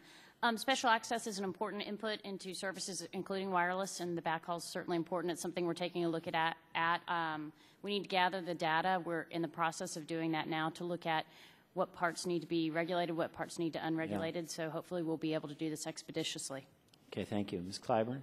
Thank you. Yes, as it relates to backhaul, I recognize the importance of that and recognize that it will increase competitive options and make deployment, the cost of deployment lower. So I'm looking forward to engaging more fully with that and to get rid of some of the bottlenecks that cause. Yeah.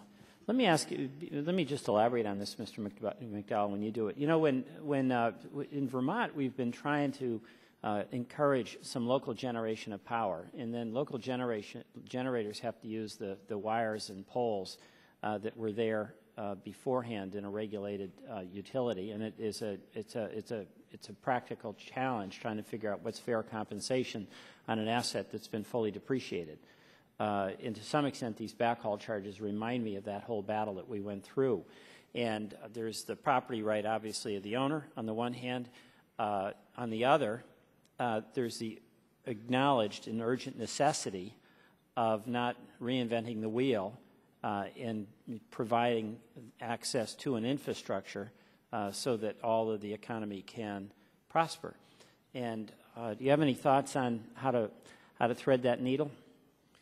A very perceptive question, actually. So when we talk about lofty and laudable goals in broadband, sometimes it does come down to the nitty-gritty of things like pole attachments and access to rights-of-way. Well, that's what it is and, about, and special access, absolutely. So on the plan does tee up those issues. I don't want to steal the chairman's thunder of when or what we might be doing going forward on pole attachments. I'll let him speak to that and things of that nature. With special access, for about 3 years now, I've been calling for a cell site by cell site, building by building mapping of special access. The last time the Commission looked at the regulations was 1998. I want to commend the chairman for issuing a public notice to get into the next stage where we can actually make a very informed decision as to what to do next. Okay, great. Mr. Copps, thank you. Special access, I think it's time to do this. I'm pleased that the broadband plan tees this up. We can't take forever on this. This has been a problem for a long time. The facts that we have seen in past years lead me to believe that maybe some people are paying a lot more for this kind of access than they should be. If that's true, I don't think we should take forever to resolve that. I think we need to get the essential core of data we need and then go ahead and act. Okay. Thank you. Mr. Janikowski. I agree with each of my colleagues. I think it's an example of the kind of issue, sort of a blood and guts issue, where government can play a positive role in promoting investment, promoting competition, and it has to roll up its sleeves with the data, tackle the rules. And so I think there's an opportunity on this issue and others for very healthy discussion and debate that's focused on the barriers in the marketplace. Okay, thank you. I see my time has expired, Mr. Chairman. Thank you, and I thank the Commission. Thank you very much, Mr. Welsh. Chairman Dingell is on his way, and we expect him to arrive momentarily for his round of questions. Right on time. Thank you, Chairman Dingell. You're recognized for 5 minutes. For this hearing. There's going to be a lot of yes or no questions, and I hope that our panel will be kind to me over this matter. Mr. Chairman Gadowski, Webster's Dictionary defines the word voluntary as being done, made, brought about, undertaken, etc. by one's own accord or by free choice. Is that the definition that would be applied to the word voluntary or voluntarily in the recommendations of the Commission's broadband plan? Yes. Now, so I assume that would apply then to the questions where they're talking about voluntary channel sharing and motivating existing licenses to voluntarily clear the spectrum. Am I right? Yes. Mr. Chairman, the National Broadband Plan states if the FCC does not receive authorization to conduct incentive auctions, or if the incentive auctions do not yield a significant amount of spectrum, the FCC should pursue other mechanisms. That's a quote. Now, are these other mechanisms going to be voluntary, yes or no? I think that language speaks for itself. I'm sorry? I think that language speaks for itself. The other mechanisms would be determined in the future. All right. If these are not, or rather, are not voluntary, how would they then be accomplished? Sir, that would be speculation. I'm focused on a near-term win-win that works for broadcasters and that's done on a voluntary basis. Well, you understand there is a concern here because everybody wants to know what these are going to constitute. Now, would we assume then that these other mechanisms will be 100% voluntary or involuntary or what? I'd be speculating to talk about what would happen if we face a spectrum crisis in the country and what well, I hope you and the Commission understand that this is a point of no small importance. Now, to all of the witnesses, and this again is a yes or no question, and ladies and gentlemen, I apologize if this is discourteous. Does the Commission possess the authority whether under the Communications Act of 1934, the Telecommunications Act of 1996, or otherwise, with which to require broadband networks to unbundle access. Starting with you, Mr. Chairman, please. Yes or no? Well, that's a good. I'd like to be advised by counsel on that. We've been focused on broadband policies, and I'll ask then that you submit that for the record. I will, Commissioner Copps? I would say yes. I would say no. Commissioner? I would say I would submit that later.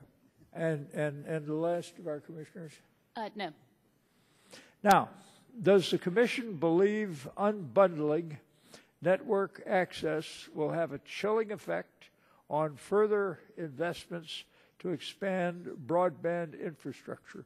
Again, with apologies, yes or no? I don't know that lends itself to a yes or no, because unbundling means so many different things to different people. Commissioner Copps? I think I would give the same answer, and a shorter answer would be not necessarily. Commissioner? If history is our guide, yes. Commissioner? I echo Mr. Copps' answer. Commissioner? Chilling, yes. Again, to all witnesses, does the commission eventually intend to require unbundled access to broadband networks? Yes or no? Again, I think the plan speaks for itself, and the plan does not speak about unbundled network elements. Commissioner Cox? I can't predict what the commission intends to do. I can't predict what the commission will do either. I am not sure at this time. Thank you. I hope not. Now, my time's running out here. Mr. Chairman, the National Broadband Plan mentions wireless communication services as a source of new spectrum. On February 16, 2010, I sent a letter to the Commission highlighting my concern that the opening of this spectrum for mobile broadband services may result in interference with satellite radio signals. Can you unequivocally assure me that this will not be the case? Yes or no? If the staff of the agency says there's no interference, then there won't be interference. I didn't hear the answer, sir. Sorry, if the engineers at the FCC say there won't be interference, then I believe there won't be interference. Now, Mr. Chairman, will the Commission provide advance notice of the WCS rules, publish them, and allow for comment prior to their implementation? Yes or no? I believe I don't see any reason why not. That's what we always do. Ladies and gentlemen, thank you. My time's up, and you have been very kind, Mr. Chairman.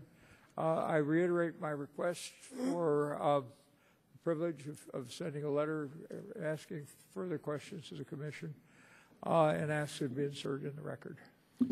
Thank you very much, Chairman Dingell. And the record of this hearing will remain open until such time as a letter has been sent to you containing questions that various members of the committee may decide to ask beyond the context of today's hearing, and until we have received your response to that letter. So when you receive it, please be as prompt as you can. We thank you for your attendance here today and for sharing your views with us extensively. We've been here now for about 3.5 hours, and we have certainly been enlightened by the information you've provided, and hopefully you've been somewhat enlightened by the views we've expressed as well. The gentleman from Florida, Mr. Stearns, is recognized for a unanimous consent request. Oh, thank you for your forbearance, Mr. Chairman. I ask unanimous consent to enter into a record, just for the history, a letter from 2007 from this committee, a bipartisan letter to the FCC about the D block. Chairman Janikowski, let me commend the staff for their public safety proposal. 16 of us from both sides of the aisle sent a letter to your predecessor recommending a very similar approach, and I'm optimistic that Congress will consider legislation authorizing first responders to use auction revenues to build a public safety network, and if possible, your public safety and wireless staff could provide input to help us draft that. That'd be appreciated. Thank you, Mr. Chairman. Thank you very much, Mr. Stearns. A rather lengthy unanimous consent request, without objection. With thanks to the Commission, this hearing is adjourned. I got to go to the bathroom.